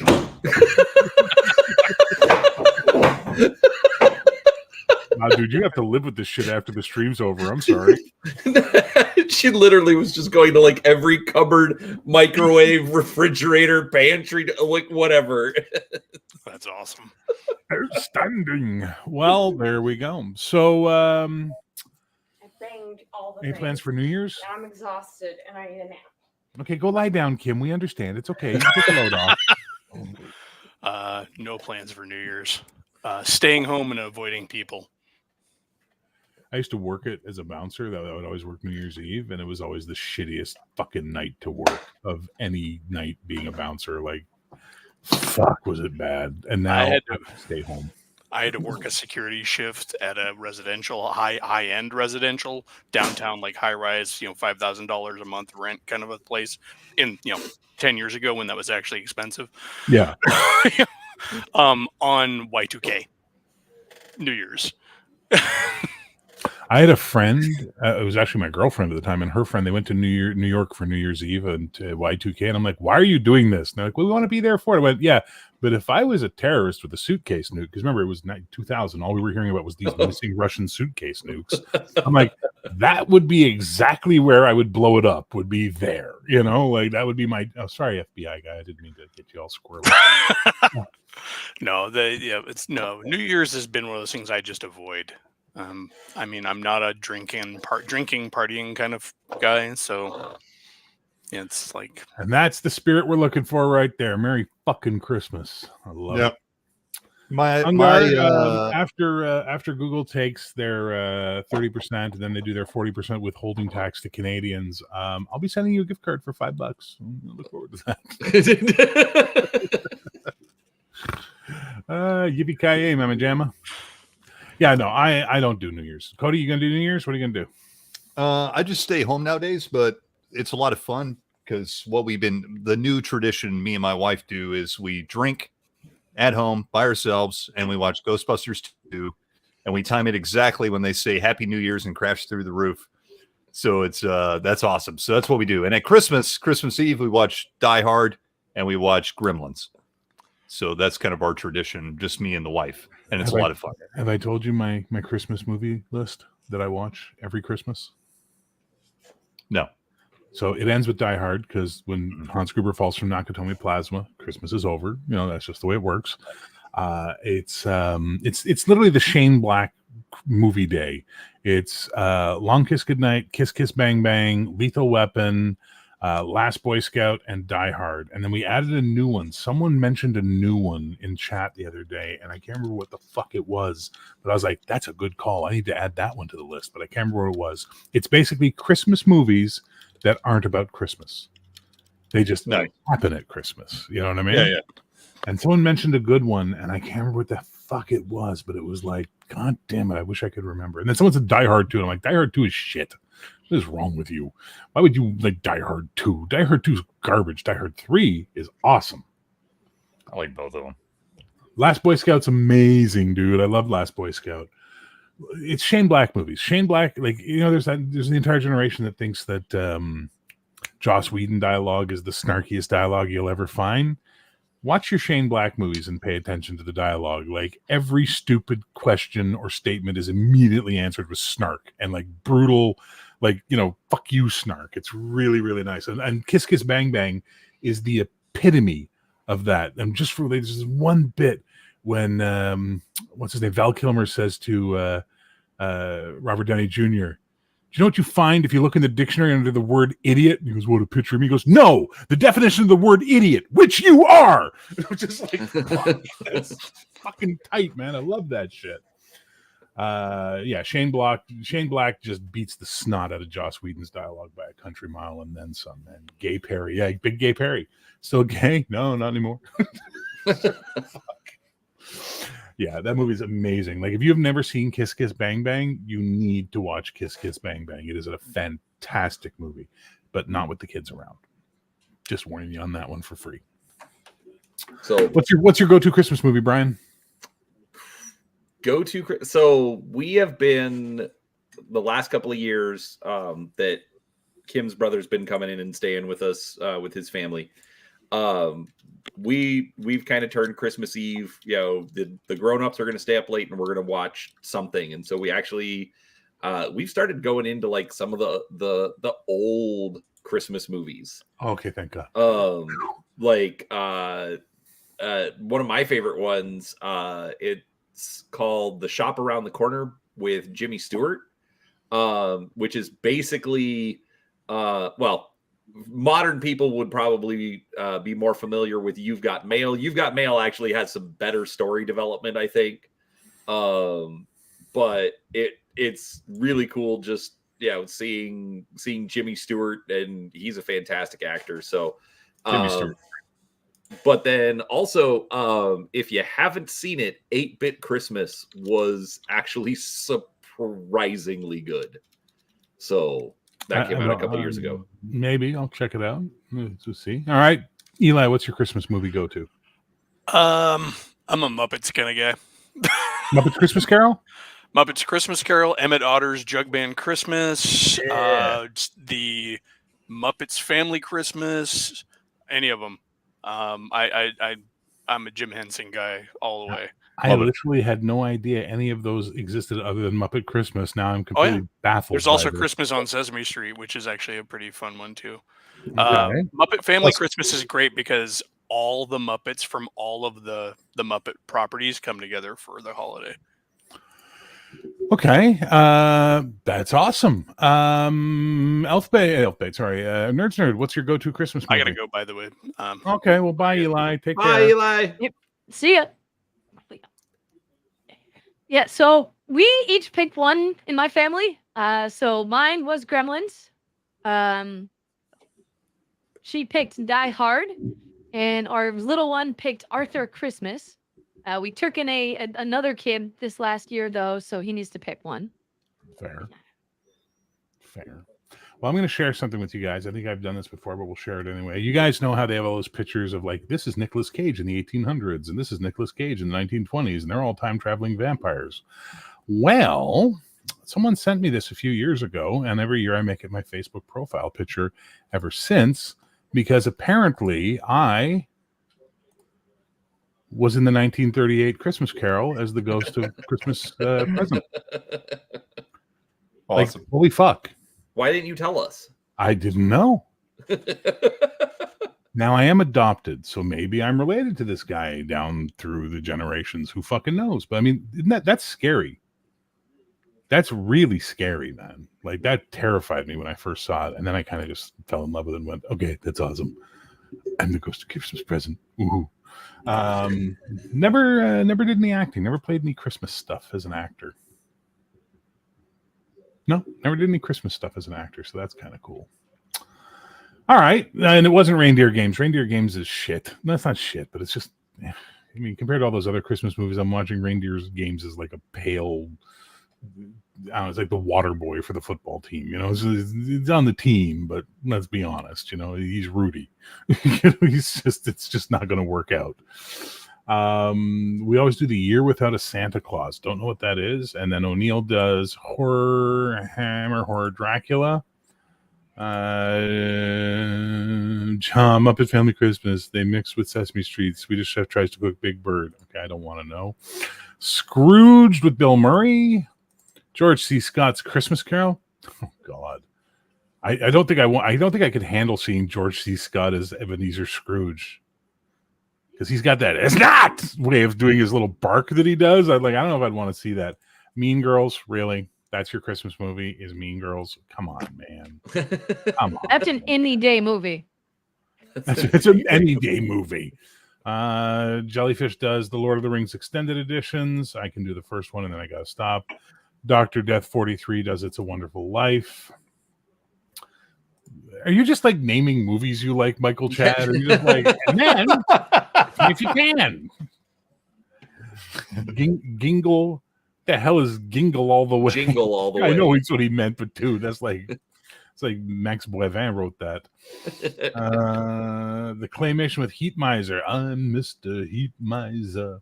And Home Alone. There we go. Look at that. We got tons of options coming from the chat on what to watch.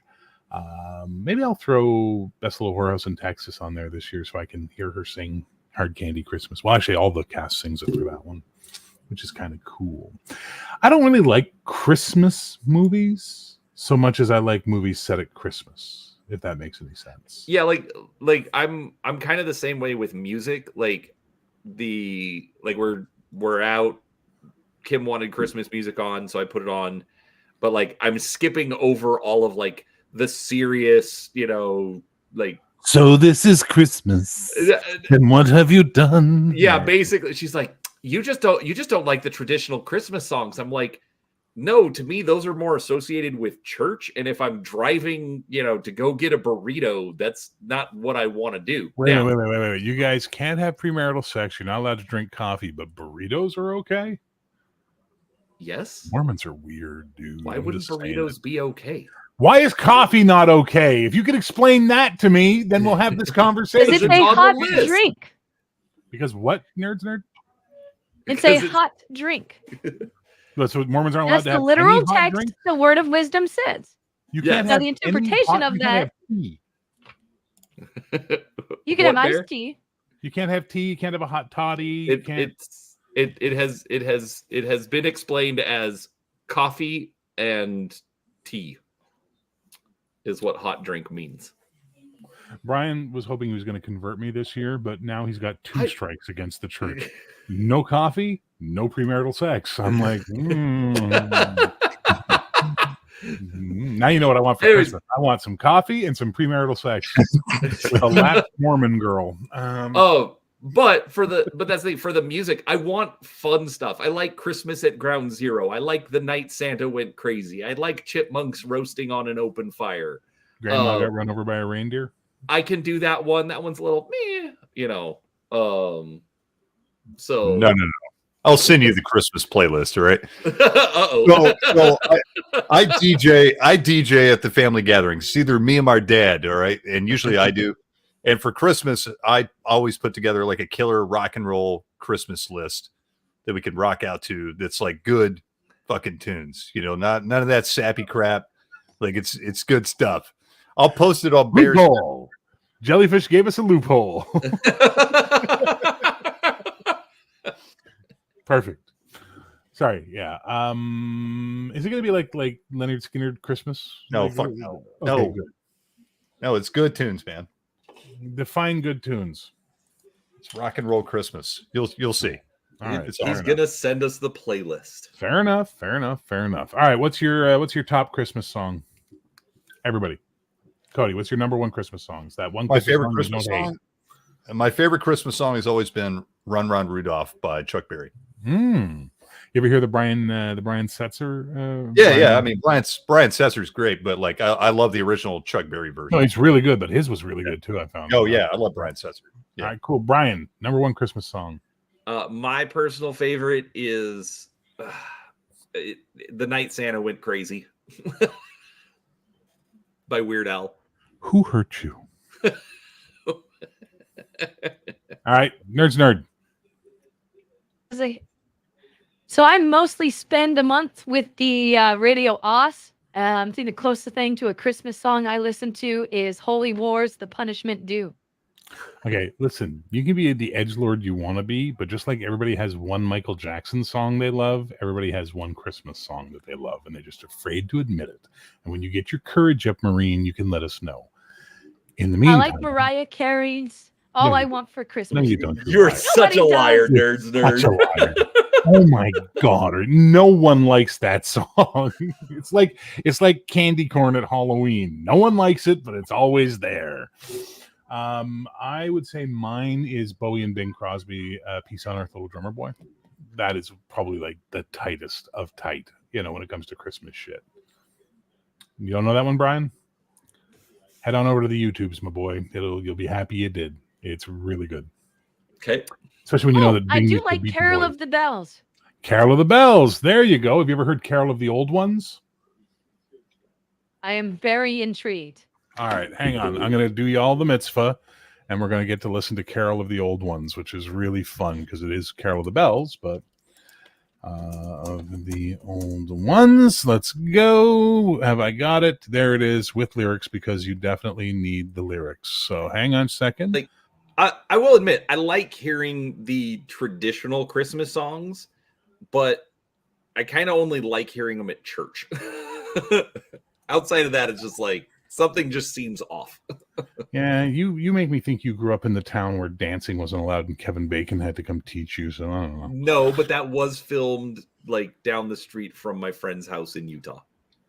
Look to the sky, way up on high, there in the night, stars on a right, beyond the past, now then at last, prison walls break, old ones away, they will return, mankind will learn new kinds of fear, when they are here, they will reclaim, all in the rain, hopes turn to black, when they come back, their miracles, mankind now rules, where they will get, it's this again, start from the coming, by any turning road, a returning season of doom, scary, scary, scary, scary solstice, very, very, very scary solstice, up from the sea, from underground, down from the sky, their own bound, they will return, mankind will learn new kinds of fear when they are here. Look to the sky, way up on high, there in the night, stars on the right, beyond the past, now then at last, prison walls break, old ones away.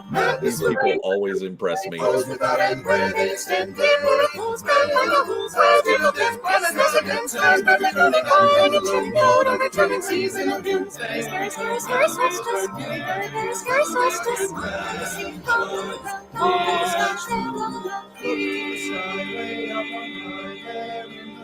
Stars now are right. They will return.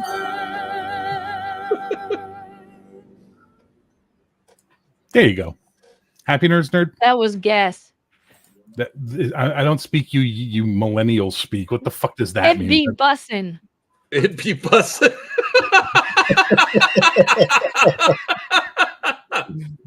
What the fuck? Was it No cool? cap. Was it Anji, radical? Yeah, Riff no Wheel. cap. I know. No cap. I know. Nice try. Beans, do you mind not doing that? Thank you, buddy. I thought it was righteous. I thought it was pretty righteous. I thought it was pretty fucking awesome. Pretty punk. 1,000 points of punk for that one. Pretty good. No cap. No cap. No diggity. I fucking got the lyrics for that one day, and I'm like, Jesus Christ, this is a harsh song. It's not. You want to come up and say hi to everybody? Is that what that is? All right, come here. It's Beans. Hello, Bean. What are you doing? What's going on? What's the All plan? hail the beans. Yes, the Carol of the Old Ones. Praise to you. Beans. Are you good? Are you happy? Are you happy? Your eyes are black as fuck tonight. Are you possessed? Quite possibly.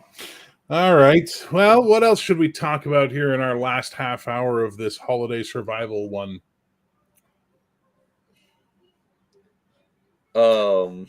Christmas one-offs. Anyone ever done one? I am one in shot? one. No. You're in one. So it's not a one-off session, but we're playing a Christmas-themed mini campaign. We're probably looking at 4 sessions total. What game? So we are playing 5e. I know, grown. But I finally a player for the first time in probably 3 years, which is pretty cool. But so far we are Santa's rats, which is the actual way he distributes presents. Is the rats from all across the globe work together. So it's an interesting one. Okay.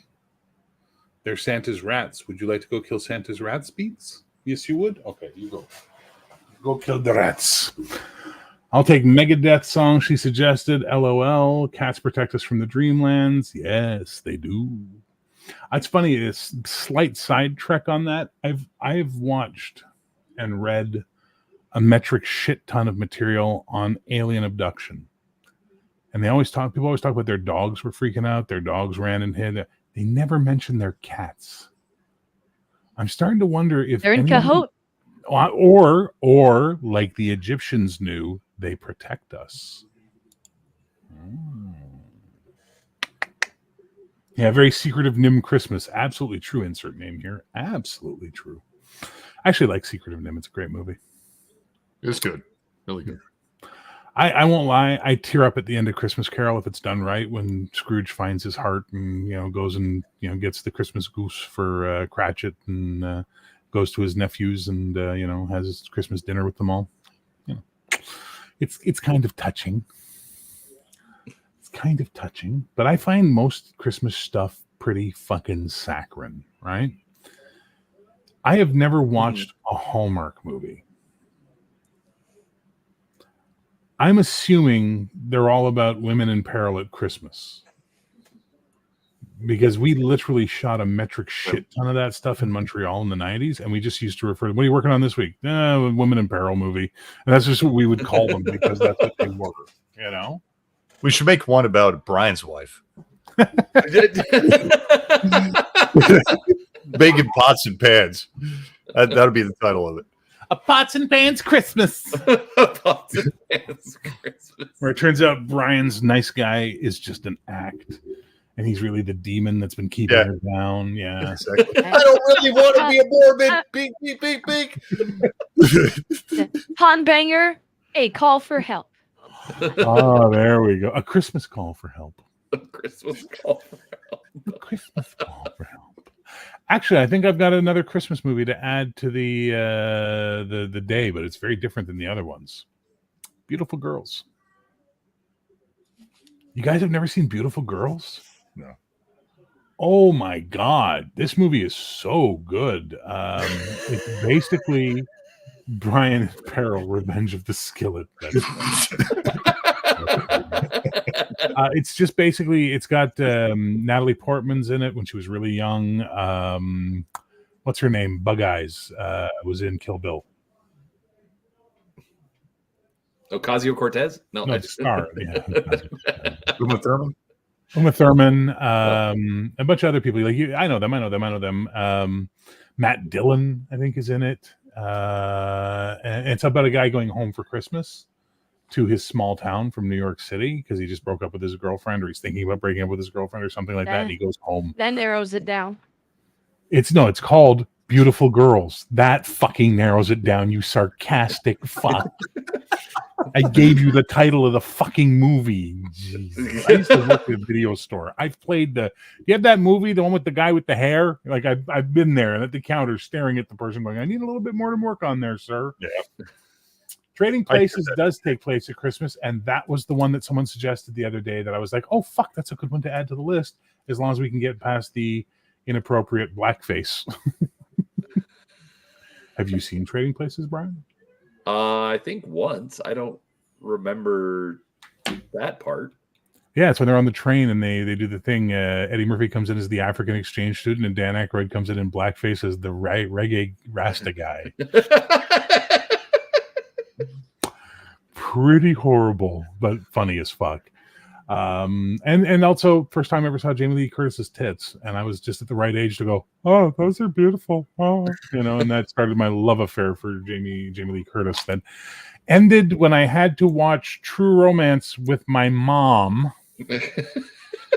And we get to the dance scene, and I'm like, this is really uncomfortable that I'm watching this with my mother in the room. This is not good. I have to stop watching this. Like, Jesus. So there you go. That was fun. Because my mom said, I got the new Schwarzenegger film. I'm like, let's watch it. And I regretted that to this day. As much as I like that movie. The Ref, nah, I didn't like that movie, man. I thought The Ref was a very overrated movie. Plus, I'm not a big fan of Kevin Spacey, to be honest. Like, I've never been a big fan of Kevin Spacey. I liked him as Lex Luthor in Superman Returns. I liked him as in that, but I didn't. I'm one of those weirdos who didn't like American Dream. So, Kevin Spacey is sort of a loss on me. And I also did not like Usual Suspects for the reason everybody likes Usual Suspects. Like, I liked Usual Suspects, but I liked all the other characters except Kevin Spacey. So at the end, when you get the big twist ending, I'm like, oh, okay. Like, it wasn't like, oh my God, I didn't notice any, and I'm so blown. I was like, I don't care. It's Kevin Spacey. Why does he live? I just don't care for him. What was that one with Al Bundy as the mom's boyfriend that picks up the kid in boarding school? Anyone? True Lies. Thank you, Troll King. True Lies. True Romance is actually a movie I like with Christian Slater. Is there a way I can figure out, like, this chair's hydraulic giving out and blame it on the cats? That's what I want to do. What is that movie, guys? Anybody know that movie he's talking about? Don't know it. Cody, this one's for you, buddy. I want you to know that this is clearly 100% for you. Oh, yeah?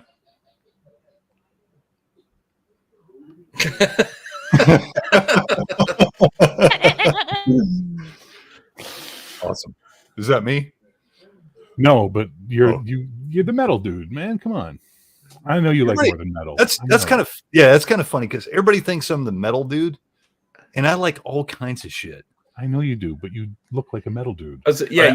You look like you could be in Megadeth or something. Yeah, no, for sure. All I'm saying is I said it properly. In high school, you had the cool van, and I hung out with you just to be your muscle so I could hang out with the guy with the cool van.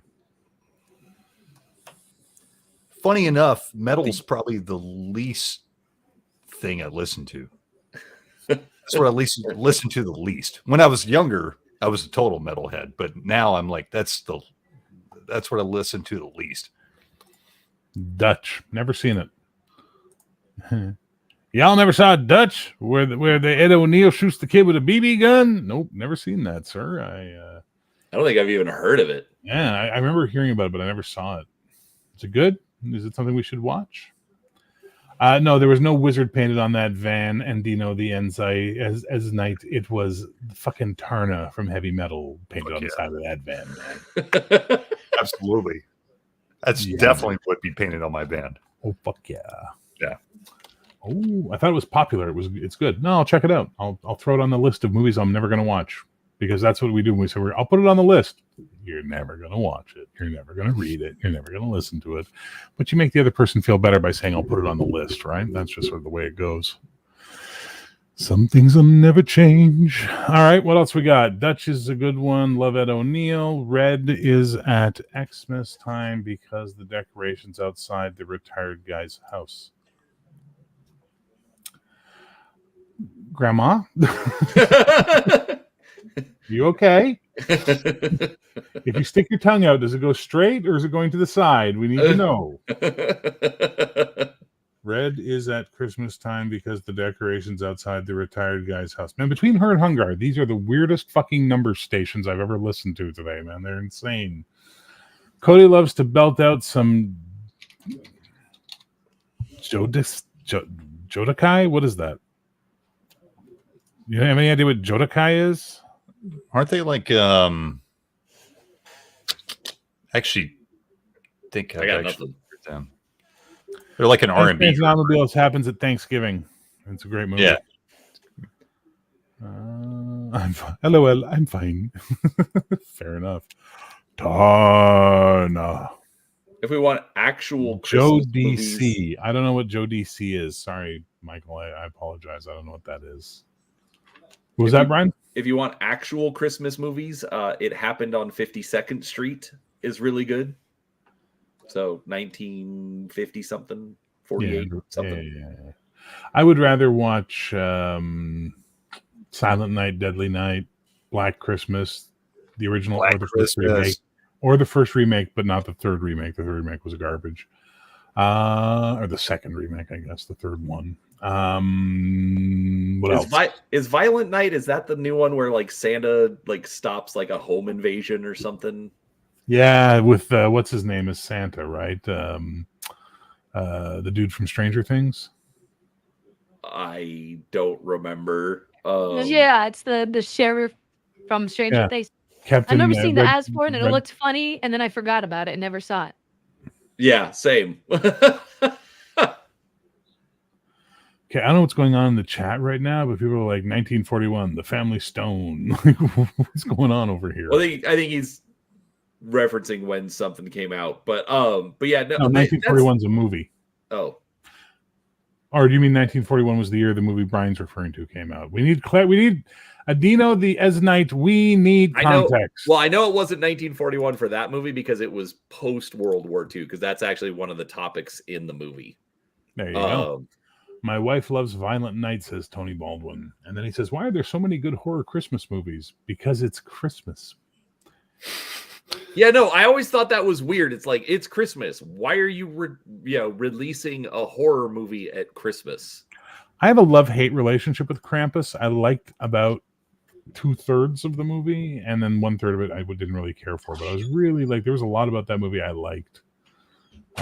So I gotta give that one props. I'd watch it again. 1941 is a very good movie. The original or the remake, though, is the question you need to ask yourself, right? Oh no, that's something else I'm thinking of. Never mind, I was wrong. 1941 is not a remake. It's that other one, the Mel Brooks one. Shit, what's it called? There's a Mel Brooks one that's a remake of a black and white film. Not the producers, but something else. I can't remember what the hell it's called. Came out in the early 80s. Bad Santa was not a good movie. I went into that expecting a lot more than I got, to be honest. I was expecting it to be pretty fucking awesome, and it was just a real letdown for me. But then again, I don't like Billy Bob Thornton. Unless he says French fried potatoes, then I like Billy Bob Thornton. 1941 is Steven Spielberg, starring Dan Aykroyd, Ned Beatty, John Belushi, John Candy, Christopher Lee, Tim Matheson, Toshiro Mifune. Like you said that like you don't know who Toshiro Mifune is. I don't.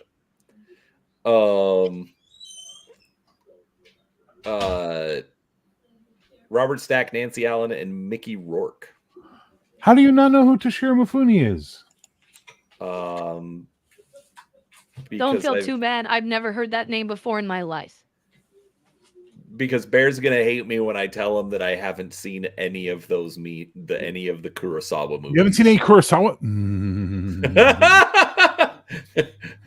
And Brian's getting kicked out of the Four Color Cafe. Folks, been nice to meet you. Have a wonderful life. We'll see you next time. Yeah, he's never seen a Cody's Kurosawa about film. to kill me. He's never seen a Kurosawa film. Dude. All right, we're having like Kurosawa night. Seriously. I mean, dude, oh my God, there's so many good ones. Cody is staging an intervention. Yeah, no, for sure. I mean, like, I hate watching movies with subtitles. I don't give a fuck. You're going to suffer through this shit, and you're going to love it. You know what? No. We'll even get the dubbed version just for you. Pan and scan. Okay, so you'll feel okay. 4:9. 480. No I, no P, just 480. You haven't even seen Seven Samurai? At least? Nope. Yojimbo. Ron, Dreams. Nope. Yeah. Sorry. I don't know what to do with you, man. No coffee, no premarital sex, no Kurosawa films. I don't know. Kim, hit him with a skillet. Come on, Kim, you can do it. The tower. What is the She's tower, not Grandma? listening. What's the tower? I don't know that one. Oh, by the way, Bear, I'm sending you this. What is that? It's got all Very the nice. it's got all the Invid invasion stuff. You are so sweet. So technically that's Shadow Chronicles, but Shadow Chronicles is essentially Invid Invasion anyways. So it'll have I've seen Shadow Chronicles. It's a weird mix of Invid Invasion and Sentinels. Cody, your camera froze. You might want to leave the chat and come back in. Like go out completely and come back. Oh no, it's back. Hang on. You're okay. Oh, okay. All right. Usually when it freezes, you have to go out and come back in on StreamYard, but it looked like it corrected itself. Shadow Chronicles. I tried to watch the anime for Shadow Chronicles. It was not great. It's not good. It's really good. It's not good. But Sentinels wasn't bad. No, Sentinels was good, but this has like all the rules for everything from the Invid invasion. Palladium? Yes. It's Palladium. Yeah. Like so Palladium let the license lapse, then picked it back up, then about the time that Shadow Chronicles came out. And so then they put that out. So it's a core rule book, so it has the full rules, whereas the Invid Invasion book, you still need the Macross era book because that has all the rules and the skills and all that kind of stuff. Yeah. But the Shadow Chronicles book is the full game, and and they actually did it that size so that it fits in with all of the manga on your shelf if you happen to collect it. But Weeb. I'm just telling you why they did it.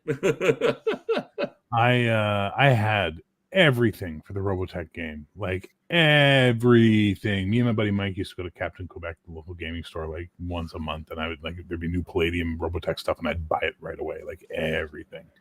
The best was the REF Field Manual. That book was tight. It was sweet. I never had Sentinels or the REF Field Guide in my collection. I might have. Yeah, well, you've never seen a Kurosawa film, so your opinion's worth exactly shit to me right now, sir. I was just gonna say, I read them. I had friends that had them. I just never had them. Yeah. But as I was like putting all of my RPG books back on my new bookshelf, I found all of my Robotech stuff and realized how much stuff I had that I didn't know that I had. I have Lancer's Rockers. I had that. Yep. That is the dumbest supplement I've ever seen.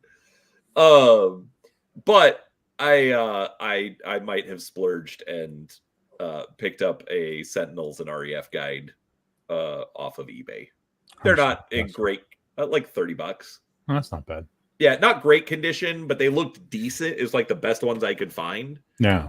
I love Invid Invasion, Sentinels era Robotech stuff. That's like my favorite part. Like I love Invid Invasion. It's so good because you can do so many cool stories that don't have anything to do with Scott Bernard. You know what I mean? You could be other guys who, because we find out as we go through the episodes, there were other people who crashed and survived the initial arrival of the Mars Force.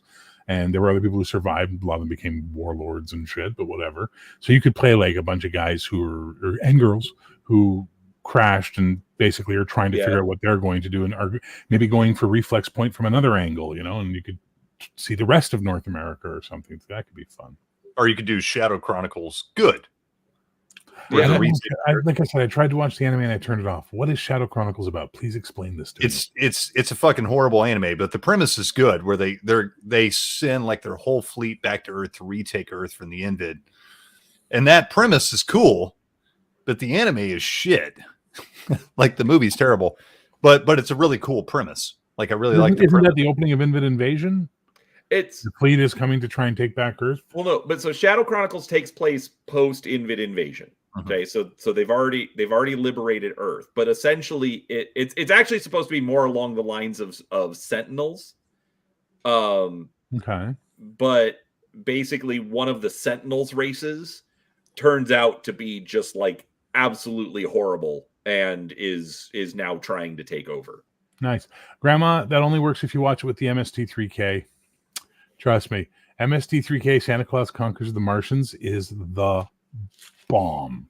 You will giggle your ass off watching their version. Good work, kid. You figured Kris Kringle. But that's because MST3K is awesome. Never played any mech games, but yeah, dude, I'm telling you, Invid Invasion's the best because so the problem with Macross and the problem with Southern Cross is it's Zentradi and Robotech Masters, and they're all human looking, right? And it's really dumb. But the Invid are so fucking alien right until the end. You know what I mean? When they have the Regis creating the humanoid forms and all that stuff, like that's a whole other thing. But you can do a lot with it too, because the Regis was trying to create all sorts of forms, which is the best. Like the Regis had a human form because she was trying to get with one of the Master's characters, so he looked human, so that's what she changed herself to. Yeah. But like they explore whole things of here's I think it was the Genesis pits where we're experimenting with different creatures and types and things to do. So you can do all, like, from a role playing perspective, you can do all sorts of stuff with it. I also like Macross too. I know. I like Macross too. I like Macross too. Ishtar and the whole thing where like the anti Minmay defense and stuff. I love that shit. I was like, it was okay. The dub is awful. The American dub voice acting is shit. But I think I have it. I found it with Japanese with English subtitles, and it's much better. Have you ever seen Macross Plus? Macross Plus is amazing. Which one's Macross Plus? That's the Macross Plus is basically Top Gun Robotech. Well, no, it's Top Gun Macross. It's the test pilots. Yeah, I don't know. It didn't have any aliens. I was like, why am I watching this? It's just two test pilots competing, right? Like that's Macross Plus, right? That's part of it. One, like, they've all had some sort of a love triangle. This one is straight up about the love triangle. Mm-hmm. Not for me. Honestly, it was one of the better stories out of Macross. I agree with Raven. I love the frontier stuff. I mean, Jesus Christ, the clamshell city in space and all that, and the Veritechs are awesome. Frontier's good. 7 is absolute trash. What do I have? I think I've done this before, but I'm going to take a look and see what I have. And I haven't watched Delta, but everything I've seen about it is it's too weird and it's too off the beaten path that I have literal no interest in it. So I have Super Dimension Fortress Macross. I have Macross Do You Remember Love? Macross Delta, Macross 2 Lovers Again, Macross Plus Episodes 1, 2, 3, and 4. Macross Frontier, Macross 2 Lovers Again. I think that's the movie, not the series. And Macross Plus Movie Edition. That's all the Macross videos I have. Yeah. Give Macross Plus another go. Delta is the one that I don't know. It just got Delta, the one with the rock star who steals the Veritech? No, that's 7. That's 7, yeah. But he shows up in Frontier. In the big concert sequence in Macross Frontier, he's there, and they're playing his song from Macross 7. Yeah, well, right. Well, Macross Frontier, there were tons of references because it was like the 30th anniversary show or something. Okay. So like there was one part like somebody's driving and like there's music playing on the radio that was like a Firebomber song or something. Nice. Hey everybody, we're no longer talking about how to survive the holidays. We're talking about how to watch Macross. By the way, I just grabbed 3 random records just to show people what I actually listen to. All right, go ahead since we've labeled you incorrectly. And Bear, I literally just grabbed 3 random records in the single time. So the first one is Sonny Rollins. There you go. So I'm a big jazz fan. Okay. Next one, Eddie Cochran. Mm-hmm. Ain't No Time for the Summertime Blues. Mm-hmm. And next one was Minor Threat. Don't know that one. Don't know that one. Yeah. All right, what are you about to say, Brian? Actually, Tony Baldwin, made a great point. Watch Macross to survive the holidays. Don't watch Macross to survive the holidays. Watch Macross to just love Macross. Yes, exactly. But I also have Genesis Climber Mospita, and I have never watched it. The speed is cool, man. Well, it's Invid Invasion, but it's the original Japanese thing, right? Yeah, it's better. It's better in Japanese. Yeah, I got it in Japanese. Well, the story is more consistent. I've had a weird collection of anime, to be honest. What have I got? I've got Mobile Suit Gundam Wing, which I just cannot watch. 49 episodes of that shit I gave up. I've got Getter Robo Arc 1 to 13. I've got Mazen Kaiser versus the Great General of Darkness. AD Police Files, which is awesome. Akira, which is awesome. Berserk. Bubblegum Crisis. I like the remake more than the original, and I know that makes me a weirdo, but I like the remake much better. I find the story much better. I like both. I've got Chojushin Gravion, and then Chojushin Gravion, whatever the second one is. I've got Claymore, which I love, and I actually will say this, having read the entire Claymore manga, unlike all the manga fans who hate the ending of the anime, I prefer the ending of the anime because that fucking manga just goes on forever. And it's the same bullshit over and over every fucking issue. It's so dumb. I've got Demon City Shinjuku. I've got Demon Slayer Season 1. Gatchaman, of course. Genesis Climber Mospeada. Getter Robo Armageddon. Ghost in the Shell. Goblin Slayer. Godanner, which I fucking love Godanner. Gunbuster, which I've never watched. I've got the Guyver anime stuff. Iser 1, which is my little guilty pleasure. Fucking Iser 1. I fucking love that one. King of the Braves, Gao Gai Gar, which I've never seen, but everybody says I should watch. Legend of Galactic Heroes, which I tried to watch, and it was depressing. Have you guys seen Legend of Galactic Heroes? It's basically World War II in space. It's an anime. It's pretty dark. What else have I got? Lotus 2 Senkai, which is Lotus War and the sequel. Macross, all the stuff we talked about. Made in Abyss, I can't watch. Have you guys seen Made in Abyss? No. It's the show about the town that's around this hole, and the explorers go down the hole, but the deeper you go into the hole, the more dangerous it gets, and it's fucking dark. It's all chibi style, sort of cutesy, but it's dark as fuck. Mazen Kaiser, Megazone 23, which is awful. What? It's awful, dude. It's Fuck bad. you, dude. It's not awful. What's awful about Megazone? All right, whatever. My Hero It's just Academia. not good. I've got all the Overfiend movies. They're fucking disturbing. Space Adventure Cobra. You ever seen Space Adventure Cobra from 1982? It's fucking weird.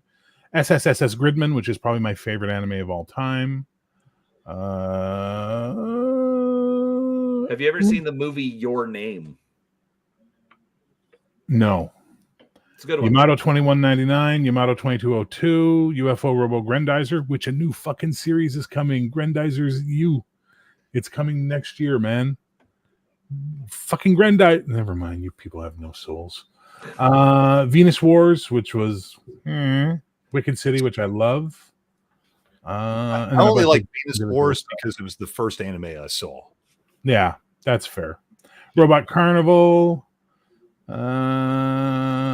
It's all my anime, like including Western anime in one folder, right? So I just got to go through the titles to look for what is. Yeah, that's it. That's all the anime I have. Go ahead. After listing all of that, I have to ask, how did you have the audacity to call Brian a weeble? Oh, this is all stuff I was recommended to watch by people, so I downloaded it so I could watch it at some point. I haven't seen it all. I mean, And but Brian you still is have it. totally I haven't even downloaded it. Whatever, weed. It's kind of like the difference between a connoisseur and an alcoholic, if you understand the difference between the two, right? I'm the connoisseur. I pick one and just kind of focus Yeah, in. I'm the alcoholic. No, you're the alcoholic. You weed. No, that's my kids. So, but no, check it. It's just a movie, but check out Your Name. It's a decent anime movie. Nice little. As you know, I'm not even gonna spoil it. What year did it come out? Like 3-4 years ago. I'm out. Yeah. I'm out. Fuck all y'all. It's body swap high schoolers. It's not done in like a goofy high Sexy school hijinks thing. Yeah, no, it's not. It's got the body swap actually is a very interesting twist. I like how they did it, and it's a good story. I need to get Project A-ko because I remember seeing that in the 90s and loving it. It's on That's Prime. like one of my favorites of all time. This Project Maybe on A-ko. Prime in the States. Not everything that's on Prime in the States is on Prime in Canada, dude. Project A-ko is great. And I don't fuck with VPNs. Yeah. Well, it looks like it's about that time where we got to say goodbye. Next week, we will be back with, I don't know what the fuck we're going to do next week, but we're going to do issue 24 next Wednesday, the 20th, and then we'll be back after Christmas on the 27th for our holiday wrap-up. So I guess next week we'll do Solstice. I don't know. We'll see, because it's the night before the solstice, right? It's the 20th. And then down way into the end of January, on January 31st, we're going to have Jim Jones and Mike Dismuke, or however you pronounce his name, from Modifius here to talk about Star Trek Adventures. So that's something to look forward to at the end of January. That confused me because I thought that was this week. I'm like, we just did a Star Trek 4-color cafe not that long ago, and I didn't notice the date and the issue number for. Ladies and gentlemen, this is Brian, someone who's incapable of giving me the benefit of the doubt. No, it's fine. I would have rolled with it. It's fine. I'm here for you, Bear. Cody, he doesn't watch Kurosawa. He doesn't drink coffee. Doesn't believe in premarital sex. Doesn't give me the benefit of the doubt. Why the fuck do we hang out with this Teen Wolf looking motherfucker? I ask that all the time. What was the head, Cody? What? He's a good dude. Yeah. Fair. You like his wife, all right? His wife's cool. His wife's way cooler than him. I also enjoy talking about him in the third person right in front of him. That's kind of fun too. Brian. Cody, pimp your shit. Hey, I'm GM Cody. I got a little channel. I usually just talk about old games, mostly from the 90s and 80s, the games I grew up playing. And I never know what I'm doing every week, but I do a video every week, usually talking about some old game that I love, whether that's an overview or just me telling stories about games I played or whatever. And also run games on the channel every other Sunday, and we are playing Old School Essentials, which will be switching to AD&D 2nd Edition after the New Year's. What happened? Well, we're playing OSC, and I'm just like, why don't we just play AD&D? Because we're basically playing AD&D now with all the options. You're doing OSC Advanced, yeah. Yeah, and I'd rather just play AD&D. And everybody was just like, yeah, let's just play AD&D. So that's what we're going to do after New Year's. We're going to get back to the game. We'll be playing AD&D 2nd Edition. Sounds groovy. Brian, show your shit, please. Gaming with ADHD. I cover all sorts of topics, covering board games, card games, role-playing, miniatures. Pretty much if you can play it on the tabletop, I like talking about it. I do a couple... Lately, I have been bad about getting a video up, so I apologize to that for everyone. But I do at least a couple of live streams every week where I just sit around, paint miniatures, talk games, or whatever's going on with everyone in chat. I'm still trying to figure it out, but I do have an interview that I am scheduling. It'll probably be Friday afternoon. The problem is I'm dealing with a couple of guys in New Zealand, so it's their Saturday and time weird, whatever. We'll figure it out, but we're going to talk about the Star Trek Away Missions miniatures board game. Ooh. I got excited there for a minute. I thought you were going to say you got Peter Jackson. No, I'm not that cool. But we could talk about Bad Taste and Meet the Feebles and all these awesome movies.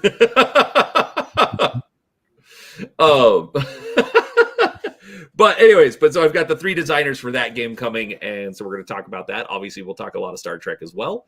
But other than that, give me shit for Star Trek. Look at them, man. When have I given you crap for Star Trek? You have the brain goldfish. No, I was just confused because I thought that was this week's topic, not the end of January. That's all. Ooh, reel 'em in. You are so fucking easy to bait, man. Yes, I am. Anyways, thanks for having me, Bear. I appreciate it. Brian. All right, Nerds, show your shit, please. Yep. A Nerd's Nerd. Small channel here on YouTube. Mostly I'm just supporting cast on other people's streams. We'll see if that evolves into something else. I do a lot of 3D modeling and playing around on Cults 3D. I do a lot of World War II stuff, as well as some special projects like the Deep Space Bear, Star Trek Station, Hunger the Starvarian. So go check that stuff out if you have a 3D printer. There you go. And I'm me. You've been here. Yeah, I don't know why you keep coming back. Like seriously, I took the welcome mat away, and you keep knocking on the door. What the fuck's wrong with you? What are you knocking? What are you, religious? We fanatics? just open it. Yeah, well, that's the Mormon way. Anyway, Friday night we're gonna have a second episode of Star Trek Paradise Station. I don't think I have anything planned for this weekend, which is nice. There might be a chill stream, there might not. If I get enough sleep tonight, there'll be a coffee with Bear in the morning. And then Monday night, we're going to be starting up the new Star Trek series, all Brian's fault, called Star Trek Andromeda. And why is it all Brian's fault? Because Brian's like, well, Bear, you've got your TNG, you've got your DS9. What about your Voyager? And I told him, I will never do that. And then my brain started going, how would I do that? And then Star Trek Andromeda became the point of that. So that's going to be fun. And otherwise, thanks for hanging out. Thanks for being in the chat. And to my hater, thanks for the downvote. I appreciate every one of them. You're the best. You, this guy. Peace, love, geek. And if we don't see you before the holidays, happy holidays.